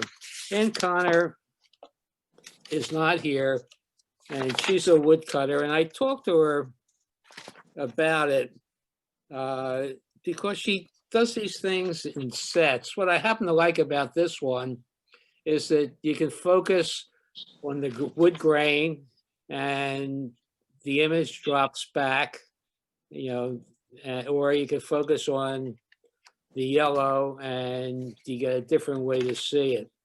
And I asked her how she works these things, and she likes to work them in sets. And I think that works for her because it seems like her commissions or the collectors are primarily, not primarily, but a lot of them are businesses and corporations. And the interesting thing about how she gets the images in a set is she uses cookie cutters, pardon me, yeah, cookie cutters. And she'll just, you know, place it on the wood and draw around it and do it that way. And she, in this case, I think she probably did, you know, four kind of common things like butterflies and beetles and some other things. And I've seen stars and other forms. And once she gets that outline in there, then she begins, you know, to V-chisel it away. And once she gets it cut deep, and she really likes it cut deep, she will, you know, sand it down and make sure all the edges are really straight and not sloppy. And sometimes she will use power tools to clear it out because she likes to have a very, very deep cut. And then these things are printed in two prints, 2 times. She uses a birch block to print one color. It happens to be the yellow. And her cutting is all done on oak, and she uses a fluorescent color on the oak grain, and then she sends them out for printing, and she has them printed at an outfit called Grenfell Press in New York, and they will do all her printing for her and they will print on letterpress, because that will really make the grains stand out very, very strongly. The images are on oak all the time. The grain is oak grain. And I just wanted to give her a chance to show her work. And I'm sorry we don't see a set.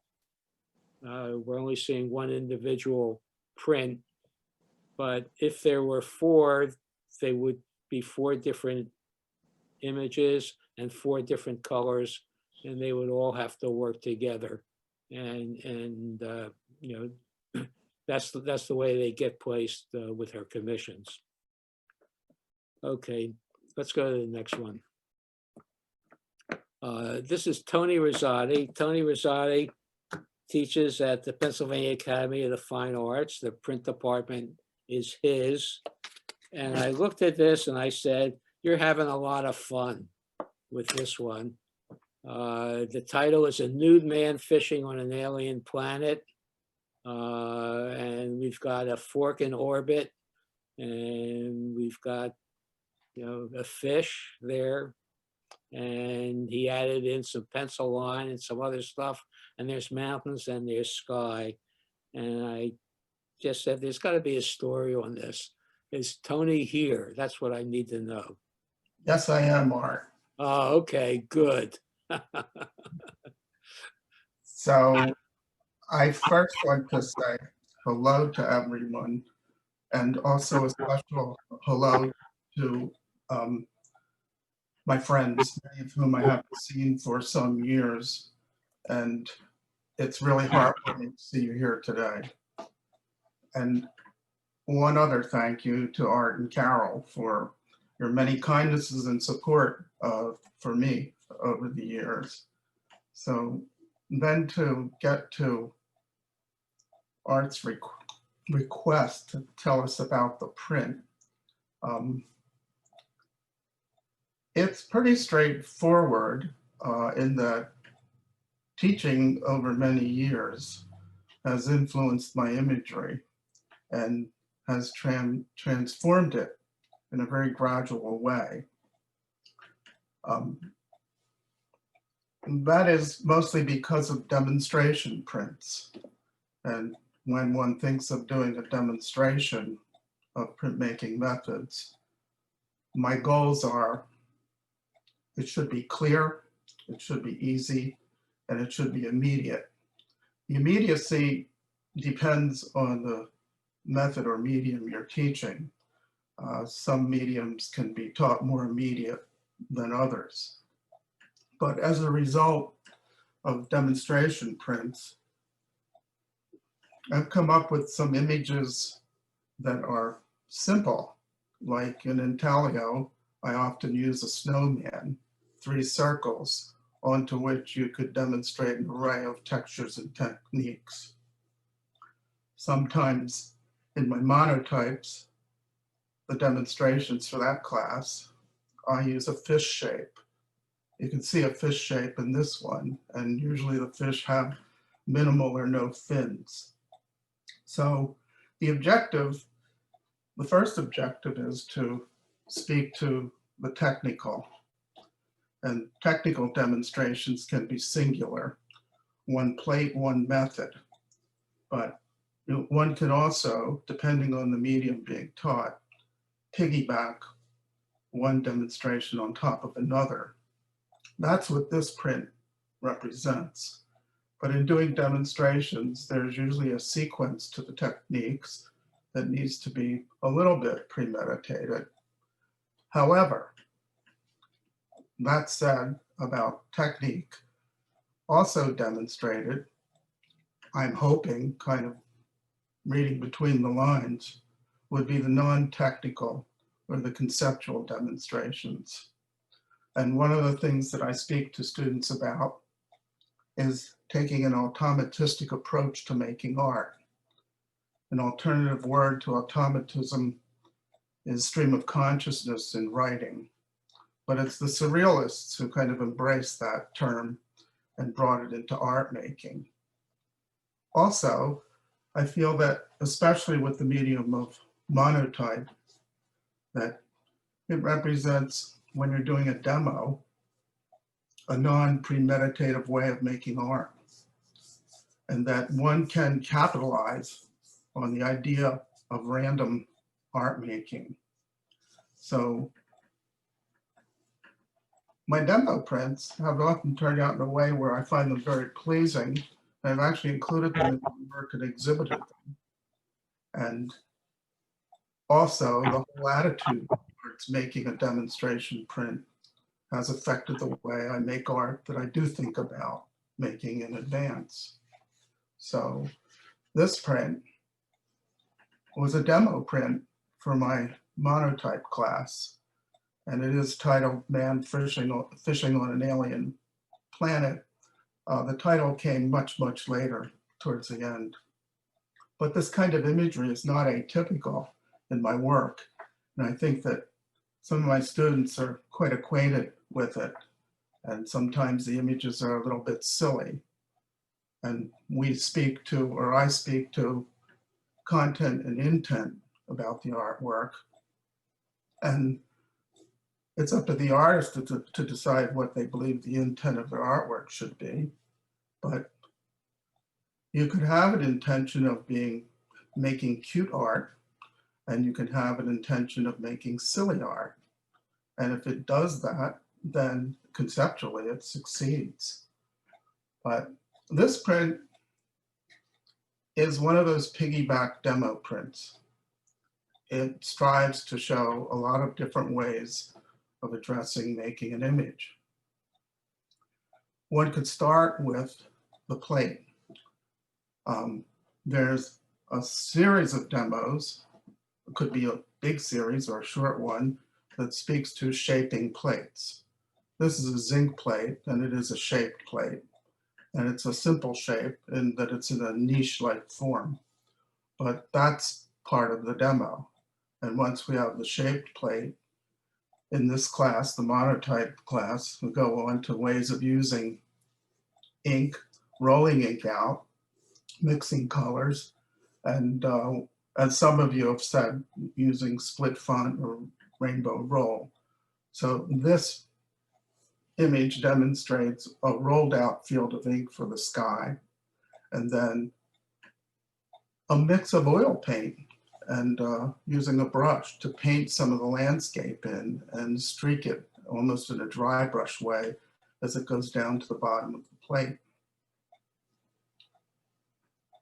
It also demonstrates the use of stencils, and you see the kind of open crevasse that the man is standing in, and another one just to the right of it, and also the star. I like using Duralar and sometimes more often Yupo paper and cut it into a shape and lay it on top of the plate so that when you print the Duralar or the Mylar, or even sometimes manila folders can be cut into a shape and placed on top of the plate, so that when you print, those cutouts block the ink from printing, and you simply take them away and you have the printed ink with the blanks where those shapes were. So this shows a couple of ways of using ink and oil paint, and it also demonstrates using a stencil. I also like to encourage students to emboss to use embossing either in the print or around it. And you can complement what's going on in the image by way of what you emboss in the paper around the plate, because embossing is subtle, it's understated, and it depends on how the light rakes across the paper for you to see it. Well, in this print, both the stencil shapes, which were cutouts that had some thickness to it, demonstrated an embossed or impressed form in the paper. And as far as the fish under the image, well, that was a sort of a side demo of how to cut chipboard into shapes so that you can use those shapes as embossed forms around the plate.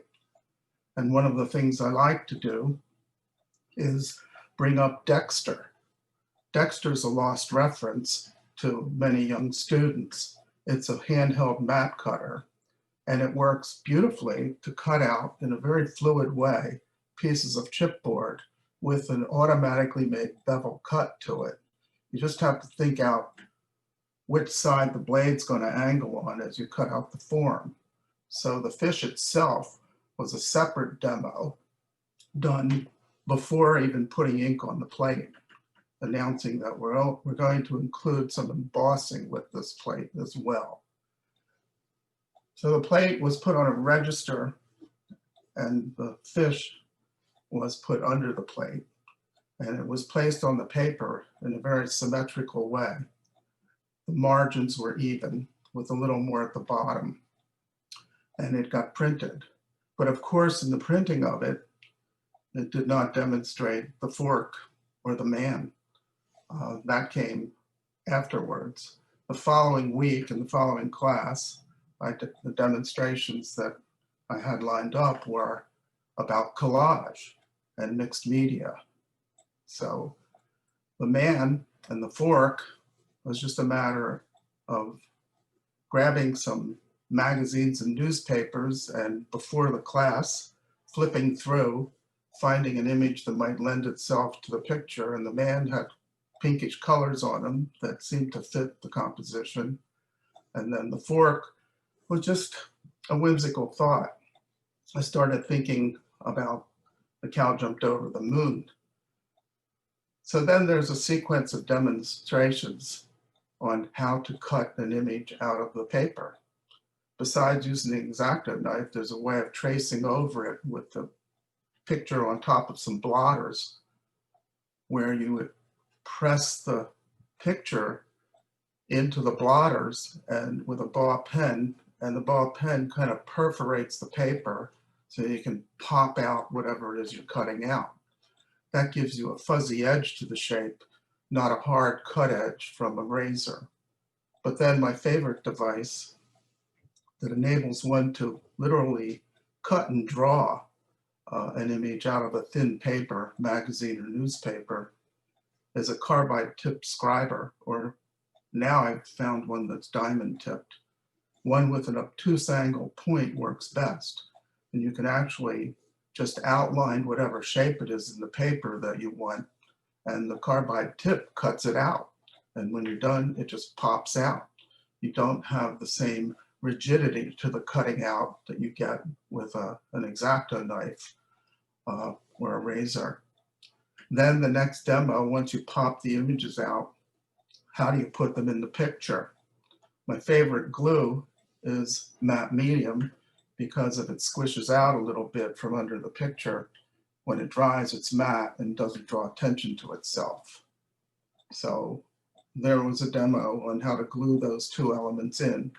There's also another demo on how to trace some of the forms in the composition onto tracing paper so that you can actually put that tracing paper over the picture and see where the picture might fit on the form. And it's really a little bit complicated to explain in words, but there's a way to figure out how to cut out the collage form to fit into an exact place in the picture. And so that's another demo. And then gluing it in, and there are different arrays of glue from matte medium to PVC to even glue stick that one could address. So once they were glued in, and there's a way to fix them in the picture by running the paper with the print on it and the collage items on it through the press without a plate under it, and with some tracing paper over it to kind of force the glue downs against the paper. You can do it at home without the press by simply gluing it down and putting tracing paper over it and putting a pile of books on it for 5 minutes. Anyhow, once it's glued down, I'm not done yet. I wanted to put stars in the sky, and with monotypes and relief prints, well, even intaglio prints, if there's an area that you needed to make lighter, you can get your etching needle and scratch away the ink. And to put stars in the sky, the small ones, it was a matter of getting an etching needle and scratching the little dots into it. The finale was putting some colored pencil over it, which you can't see too well. And then at a later time, away from my students, the idea of putting a fishing line from the man to the fish was simply a matter of taking a clear plastic ruler and trying to be neat and tidy about making it so that it looked flawless as a line that went through the crevasse out to the fish. Oh, one last thing. Well, there's more than one last thing. I like using iridescent medium. And so part of this was demonstrating how to use that in a more opaque way, which is a watercolor medium, putting it over the star, and then in a very diluted way, putting it over some parts of the print, which you can't really see because it was so diluted that when you walk by the print, if it's in a frame on the wall, the light catches some of the iridescent medium. which is like glitter, but I like to think of it as sophisticated glitter. And so all of the components came together. And then the last couple of things I want to say about it is that there are traditions in signing, and usually we sign at the bottom of the plate, but sometimes the words collide with the image or distract from looking into the image. And so the big question was, where do I put the title and my name? And you can't see it too well here. You'd have to really blow it up, but I decided to put it across the top of the niche. So the title is written right across the top edge of the plate, just above the blue. And the words kind of wrap around the top of the plate. And the idea of using words in a wraparound way comes from my learning and interest in Guillaume Apollinaire, a really renowned art critic, writer, poet at the turn of the 20th century, and came up with a book that he called Calligrams. Some of you may be familiar with that, arranging words into shapes. But I've had a long-term interest in Apollinaire's way of using words. So the title came at the very last minute when I was about to sign it, and I chose to sign it with a really hard pencil so that the signage would be discreet. And I, for lack of anything else that just popped into my head, man fishing on an alien planet. And then I went to put it into a frame to submit to an exhibition. And when I put it in a very symmetrical way, something wasn't right about it. I thought it was just so quirky that something had to happen with the frame. Now, to submit this picture, I cropped the margins of the mat off. The mat has about a 4 more inches to it. I didn't want it to be in a typical rectangle, so I formulated a rectangle that had a narrower width at the top and a wider one at the bottom. And it seemed to me that the left hand could be on a vertical of 90 degrees, but the right hand needed to be different. And I came up with this different kind of rectangle. And even though the print is placed in a symmetrical way on the paper, when I put it under the mat window, it worked best if I put it in a cockeyed way. So it got put in a cockeyed way. So I have a whole array of such prints. I have a whole separate body of work from what people are often accustomed to seeing me do that are these, sometimes demo prints or just prints I did for fun. So I was delighted to hear how so many of you came to your images and the way you produced them. I don't think my story here is so compelling in that it was an in the moment thing and connected to demonstrations, but that's all I got. Thank you. Okay, that's great, Tony. And I knew there was a teaching moment in it. And thank you. Rona Richter, is she here? I'm here. Yeah, the thing about Rona Richter's prints is they smack you in the head. They're always strong and they're really terrific. You know something is going on when you look at her work. And this is a great example of how to do the work with paper lithos. And nobody does a paper litho better than Rona. So if she will just talk about it, it'd be great. Okay? Thank you, Art. I don't see my image, but I do see the print. Pardon? Oh, here I am. Okay. So the print's called And It Continues. And the image is from the New York, of the masked woman is from the New York Times. And it was before the pandemic reached our shores. She is Asian and willingly wearing a mask and looking quite beautiful. It was the beginning of the pandemic, as I said, before it hit our shores, or we thought it did. The repetition of this image is for emphasis as well as for composition. The other images were also from the front page of the New York Times sometime later, about the beginning of the summer. And they published the names of all who had died from the virus, a devastating loss which unfortunately has continued to nearly triple. The veil of Japanese tissue represents my fear and sorrow of how our country has been dealing with it. The process is paper plate lithography, as Art said, and as Kathy explained a little bit. It is perfect for the repetition of images, much like the photo silk screen, but much simpler. I use a Xerox machine to print copies, manipulating it as far as size, density, mirroring the image, etc. The copy becomes the printing plate. It is gently moistened and massaged with gum arabic until the toner forms a tooth or a slight texture. It is then inked with oil-based etching ink and wiped with water until all white areas are visible and the edges are clean. Then I pull it through the press. And I put together several different paper plate with different images to form this. And I hope it doesn't continue. And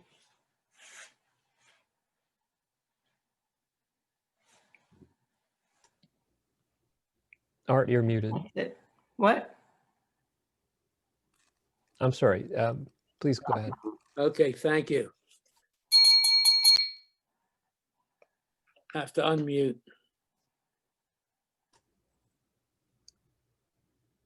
All right.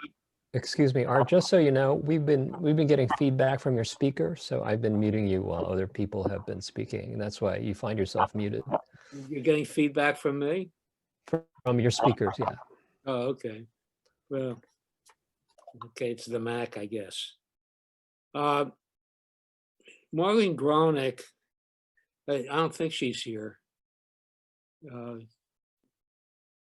But you know, she works in texture, you know, like nobody I've seen, and with her collagraphs, she is always collecting fabric and textures, beads, and God knows what else. And it looks like what she's done here is just kind of take everything she had in inventory and turned it into a wonderful surprise with all these materials, because all those textures are really strong. And the piece itself is very, very structural. It's kind of architectural, and it seems to build up from the bottom. And adding in the red and purple where she has, you know, seems to create prominence for those, what looks like figures at the bottom. Those verticals are there, and gives them some kind of emphasis. But I just marvel at the way she handles little pieces of fabric and things. And this is a great example of the kind of work she does. Also, working on black paper really helps this piece. And I kind of remember, because I was in a class with Marlene way back, you know, in the 90s, and everything was being printed on white paper. And I don't know whether it was Marlene or somebody else said, gee, what would happen if I printed on black?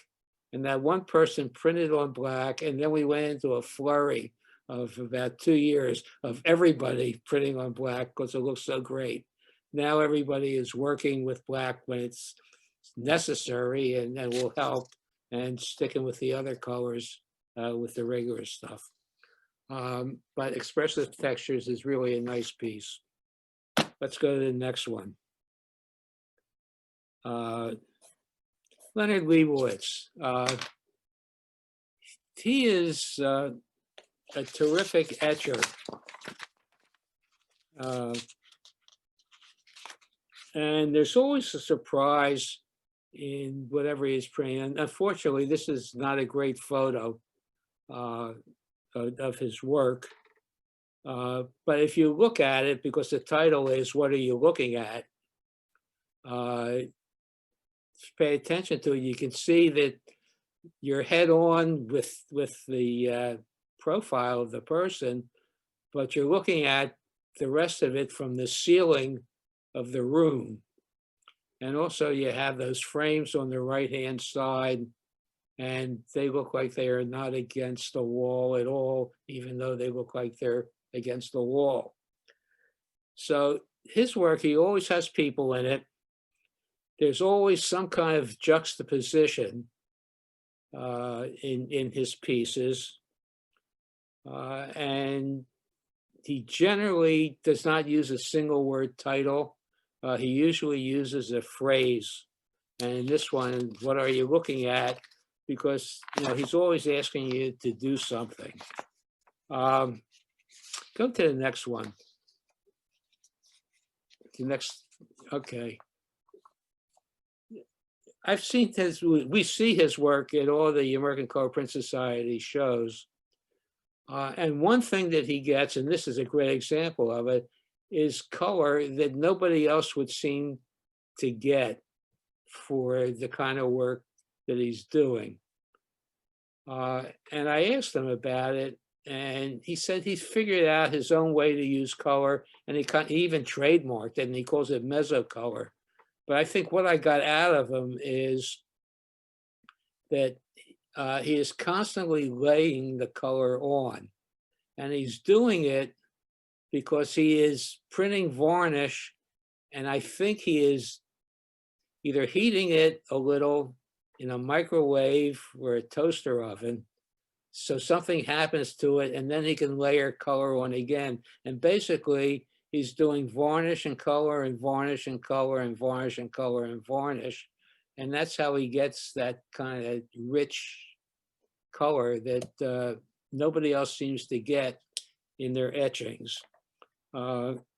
He's really an interesting guy. And I pulled something because ever since he was a kid, he's been going to the Metropolitan Museum of Art once a week to go sit in the print room and study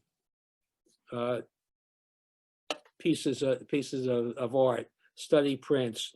And they used them in one of the magazines they printed. And it says, he was a student at the School of Industrial Art in New York, more than 70 years ago, and he schedules weekly appointments to the study room to study printmaking techniques. And they asked him why he does it, and he responded by saying it provides him opportunities to gain a sense of the physical presence of prints that you can't get in a book. And it's one of the few places where you can actually have works by the masters of printmaking brought out and put in front of you without anything concealing them. And he just studies them all. And I've seen some of his older prints, and they're really done in the classic style, but he's kind of an imp at sorts, and he's always playing around with things like you see now. And he's really a very interesting person. Okay, let's go to the next one. This is Mickey Nagano, and she's from Ridgewood, New Jersey. By the way, Leonard Leibowitz is from Forest Hills, New York. This is called Fire Rainbow D, and her prints, I think, are beautiful. She always has a soft pastel color palette that kind of lays back in kind of the right way, so you can get to see and kind of feel that a surprise that she always adds into a print. And this is kind of a good example. There's great texture and there's color blending. And I wondered how she got all that, because when somebody says monotype, I think they're using plexiglass. But I will read you what she said. She said, most of my images start from nature scenes. Because of the COVID-19 pandemic and the presidential election chaos, I was looking for some images that are very beautiful and strong and that will cheer me up. These so-called fire rainbows are actually known as circumhorizontal arcs. My monotype techniques came from the multi-plate etching method, which I used to do. I use oil-based ink and use multiple plates to make one print. None of the plates are etched. All of the thin layers of colors from each plate blend in through the pressure of the etching press. She doesn't have fixed numbers for the series, and finishing a series is not her goal. She says the image which she imagines changes day by day, and she'll keep working on this idea until she thinks it's enough or she finds something else to work on. So they are really nice, and she often wins awards in our show. Okay, next. Barbara Zychik. Are you still here? Barbara? I have to unmute myself, which I did. Okay, all right. This is a viscosity print, and it's kind of neat. Everything is just floating, like in deep water in the ocean. It's a great effect. And, you can talk about viscosity prints. I can only read about them. I'm a screen printer. I know nothing about anything else. So it's something that's very exciting because you can get different textures and colors on the same monotype. So the idea is that the dry ink is in the background on this one. You can treat your ink with magnesium carbonate to make it drier.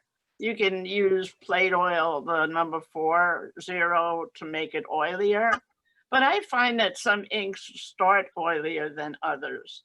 And so the background here was rolled up with a drier ink. And then the green was dry green ink on a brush. And then that was, on top of that, I rolled objects in different colors. And it was all printed at once.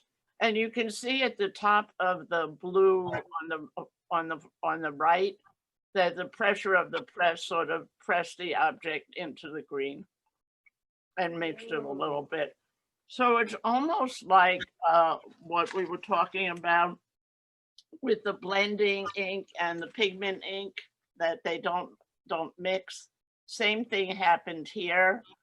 And I also used the same technique on etching plates. I have a couple of them here. My picture's not there, but if you put it there, I can hold up a couple of etchings where I use two different viscosities of ink.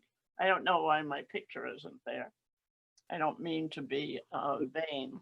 Which picture? There it is. There it is. So here is an etching, and here it is printed in viscosity. So you begin to, if the lines are deeper, it works better because you're putting your dry ink in the lines and your moisture ink over it, and you print it all at once. Here's another one. All right, as I understand, the idea is that different inks of different viscosity will never mix with each other, even though you put them next to each other. They will never blend in with each other because the viscosities are different. Right. The drier ink has more viscosity than the oilier ink. Yeah. And it's almost like a litho where water and ink don't mix. The same idea, the different viscosities don't mix. So if you want to try it on an etching, here's the etching. I don't know. Let's see how I do this. Here's the etching. And here it is printed with viscosity. It's very tempting because you have your plate. I don't know if I can figure it out. Yeah, here it is. And here is a collograph printed viscosity. Okay. So it's very tempting to use it in other mediums, but monotype as well. Okay, so changing the viscosity, to use something, water or linseed oil or what? No, to make the ink drier, you use magnesium carbonate, just a drop, like if you put it in your fingers and mix it with the ink. Be careful though, because there's like little dust of white and it has to blend into the ink or it'll look awful. And then to make it oilier, use plate oil, number 4 zeros is good. And it doesn't have to be that much oilier. Sometimes when the ink comes out of a tube, you say, gee, this ink is really oily. You don't have to do anything to it. Or this ink is so dry, you wouldn't have to do anything. Just, if you're doing an etching, just drag your dry ink into the lines, roll your wetter ink over it, and it will print. They won't mix. And that's the same idea of this. The drier ink underneath and the moister ink on top. Okay, great. Really fun, really fun. Thank you. Lisa Hamilton is next. Is she here? Is Lisa still here? No, I think she's left. Or if she was here, I don't think she's here. She had to leave? Yeah. I'm sorry she had to leave because this is really a nice print. And it's a screen print collage. And I would really like to know how she did it. It is 40 inches from top to bottom. So you really get that sense that you are drowning. And I taking a guess that that's a manatee, but I'm not sure. I don't know what it is. And I'm not sure what the base print is, what was printed first, and what was collaged. And I don't know. Do you have a guess on that, Tony? No, not on this one, I'm sorry. Okay. All right. It's a beautiful print. The choice of color, which are not really, sea colors, and no blues or, the kinds of greens that you see, but they're really, they're the right colors with the right amount of green in it. I'm sorry, she's gone. Is Ron Weifels here? Let's see that print. Yes, I'm here. Oh, good. Hi, everyone. I was going to read something that you wrote about another one of your prints, and go ahead. If you hear it, well, you wrote it. So, that you like making drawn images, meaningful and at times meaningless, both related visually within the arena of the drawn or printed composition. And you said, I enjoy the formal aspects of drawing, making marks on the lithostone, plate, or on paper, and the visual and tactile nature of that drawing activity. You immerse yourself in reinventing your own sense of order each time you compose a print or drawing. And then you said, I use representational images in my abstractions, and I believe representation and abstraction to be equal partners in my same image-making process. That's what you said. Yes. And I would say that again. Okay, good. Do you want me to about this. comment more on that? Yeah, well, yeah, because, which is descendant from which, the marks and the things that you add in. Go ahead, just talk about the print. Yeah.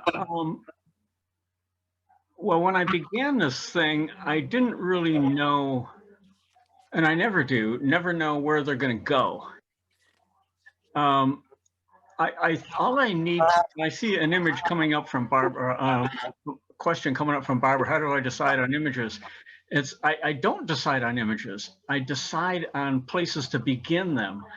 And it may start with an object or a way of looking at an object.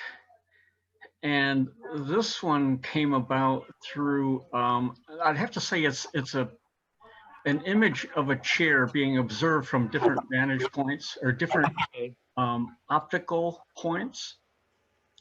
And it was more, this was more about a way of looking than really about a thing being looked at. So almost like a self-invented form of cubism, if you will. I don't know if you can tell from the glasses that I'm wearing. Maybe I could hold them up to the lens here. See, I have 3 different lenses in my glasses. And so I got to thinking about that. And so, you know, I have trifocals.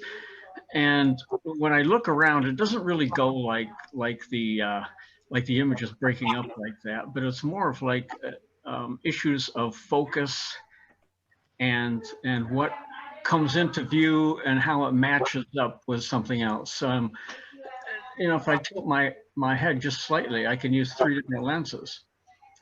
And that's pretty much what this thing is about. And I can see the numbers down the side where it says 0, then +1 or -1, like moving in different directions. So those are like about optical references, which so the optic is a way of abstracting.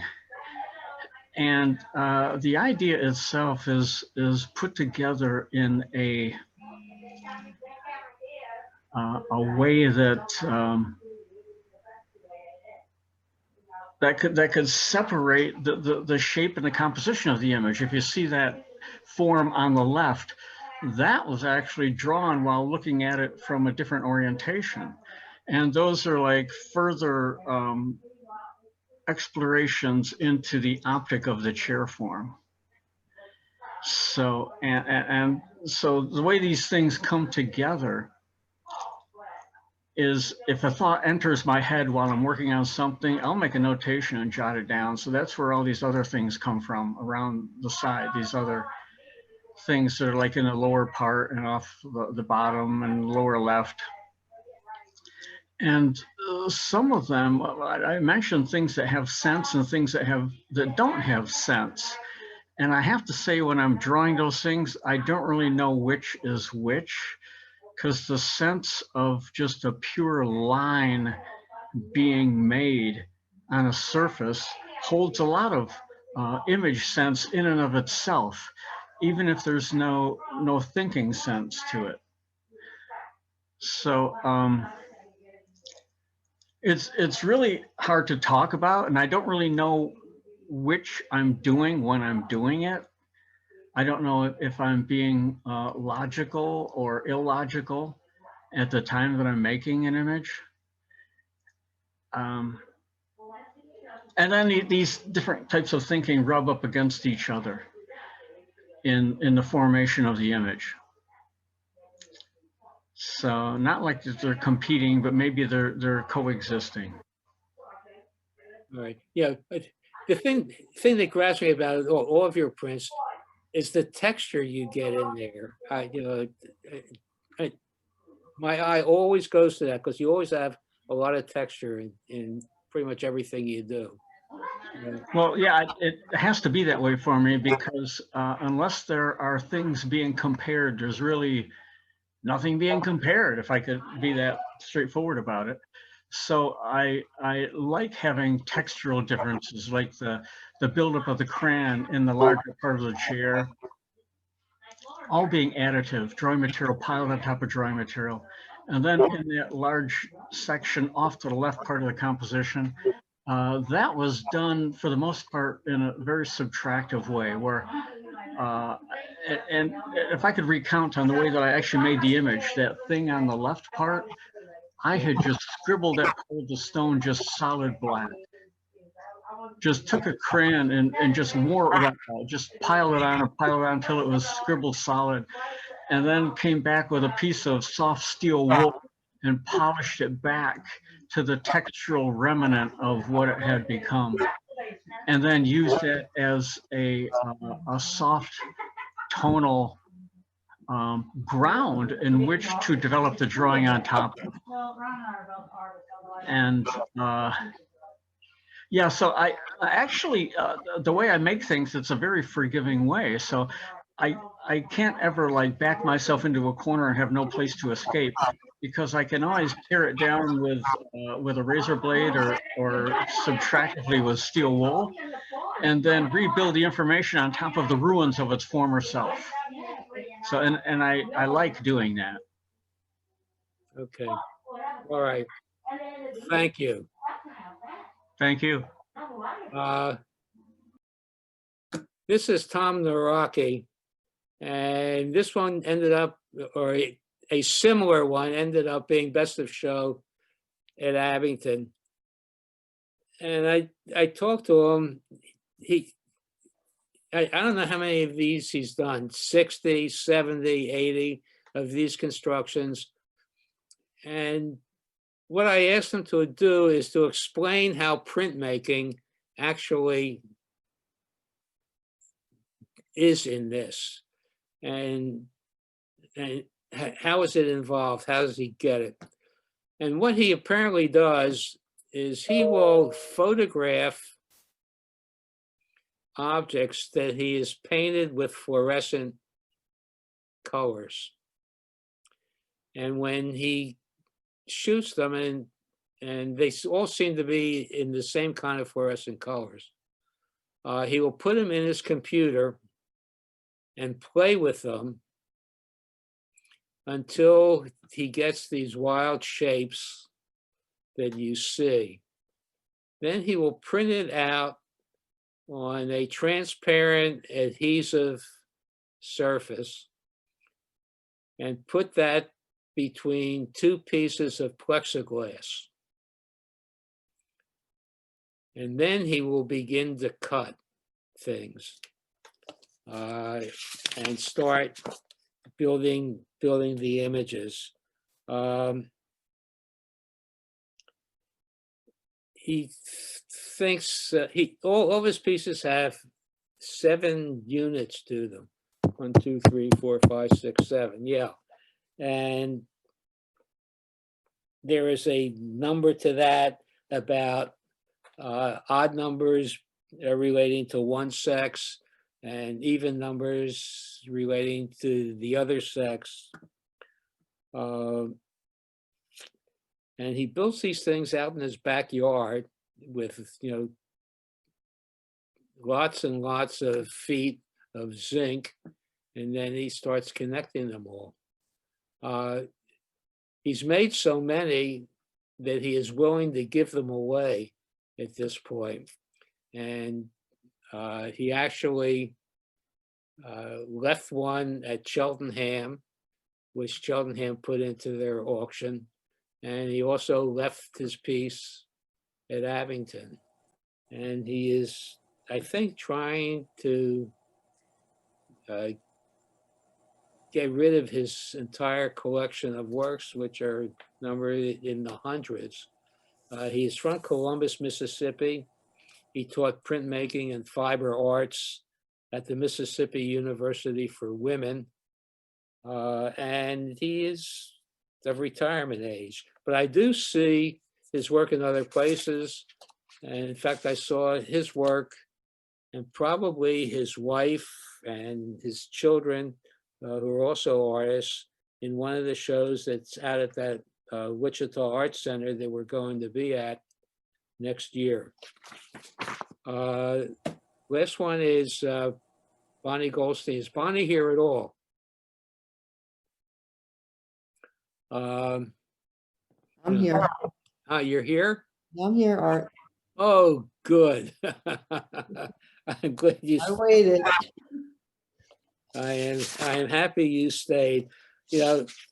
Show the other one, the next slide. Oh, okay. Which is that? Okay. Because I thought about you because you and I were in Cuba at the same time. Yes, we were. And your fascination with 40s and 50s, American cars was amazing. And, I'm reading what you said at one point, about the cars, the colors, and the architecture. You were drawn to them, to the hot pinks, the turquoise, the chartreuse, blue, yellow, and red. They're curvy and voluptuous and sexy. And, you know, everywhere you look with the architecture, you know, corrugated sheets of metal and crumbling buildings and all kinds of texture. And the focus that you've had on this for 3 years, I think you told me once you have 40 of these things, 40 pieces. There's a lot. There's a lot. There's a lot. Okay. Yeah, I've never seen anyone really focus that way, except the Halbers. Well, And in, the square. in part, they take these plates, the one you're looking at here, takes a long time to build. That's a very large plate. Yeah. So just to build the plate, I think this plate and print took the entire summer. And it was the last thing I printed before the show I had last fall. And it's a large plate and took a very, very long time. And then I made changes as well. So I ripped things off and rebuilt areas. But yes, I'm fascinated by the cars of Cuba. And there was a time I started with this, they're all collagraphs. Actually, I started with monotypes. Then I went to collagraphs because I felt that lent itself better to the textures. I did mostly, actually all architecture, no cars at all. And then I decided to include the cars. And I clearly had a lot of fun with it. This is one of many, but in the course of doing that, I thought, wouldn't it be easier if I just did the architecture and then superimpose somehow putting the cars on? And I thought of like a stencil, a stamp, something. And that's how I got to what I'm doing now, which is a reduction print. Yeah. And for the record, the black paper was me back in the early 90s. Okay, stop there. Can you go back one slide so we can see that linoleum? That's it. So I really wanted to, I teach art and to younger students. And I have, like, my third graders do a reduction, fourth graders do a reduction print. And that's really been my only time working with that process. And it's been in a very organic way. So it really didn't matter if things lined up. It was just learning the process. And so I decided I was going to try that with the cars. So this was my first attempt at reduction. And it was quite a process and quite an education. I'm somewhat pleased with it. I'm still working with reduction, but I'm not doing the cars right now. I'm just trying something more organic to learn more in that way, because this was more precise and it presented a lot of challenges for me. But in the end, I think I captured the cars, and this print in particular, I did not do this as a very, as a real purist who does reduction, which is printing every, each layer the same. So I mixed it up a lot. So I have a lot of prints again, probably about 15 of them. And there's some cars that are hot pink. There's some cars that are chartreuse. They're all different colored cars. And the background's changed as well. So I'm just playing with the process here, and I'm actually getting away from the cars for right now. I wouldn't say I'm done with the cars, because I do still think they're fabulous to look at, the colors, everything about them. In fact, I was watching the Food Channel the other night, and the guy who is on the show, he often goes to Cuba. And you'll enjoy this art, because he was right where we always would go in the morning on that right along the water. And as he's leaving the show, he's getting into a car that looked very much like this car, bright red. And it was like, wow, that's like, they're amazing. I mean, they're just an amazing car that they're still there. And to me, that was Cuba. Like I said in my statement, the architecture, the way the buildings are crumbling with all the texture, and I love texture. And just the cars are, I don't know, they captivated my attention. So that's sort of been the evolution of the Cuba prints. I'm not finished yet. I'm not sure what I'm doing, but I have done quite a bit with architecture, which nobody has seen yet, because I'm not sure where that's going. I look forward to seeing that because your devoted subject is amazing. That you can keep going at it. You're so into it that it's almost like part of you. And for the record, Art, you mentioned Marlene with the black paper. The black paper started with me in the early 90s when I first started to learn to print with Merrill. I decided to use black paper, and I still use it, not with this one, but I still use it a lot with my cars because it gives a tremendous amount of dimension to the prints, which is why I stuck with it, because it just creates like these sort of like a halo effect. I don't know what it does, but it gives prints dimension that you don't get on white paper. And I did print some of the cars on black of this process as well. Not sure if I'm going to continue that, but so that's my story with the cars. And That's your story. You're sticking to it, and I'm glad you are. Thank you. Love the cars. Okay, that's it. I would like to get back to Kathy Crawford. Art. Who has that demo? Do we? Art, can I? Art. Yeah. If Kathy can do it, can you hear? I can hear you. No. Roberta, you just muted yourself. Can you unmute yourself? I would like to say something. We before Kathy begins, Art, we had really thought this was going to be 2 hours, and time. I think that it's almost 3 hours now, and I think that. Okay. And I really feel that probably Tina has, I know she has a sick dog and she has other commitments. I have other commitments. I apologize to Kathy, but unless Kathy could do it, if we can wrap it up in 3 minutes.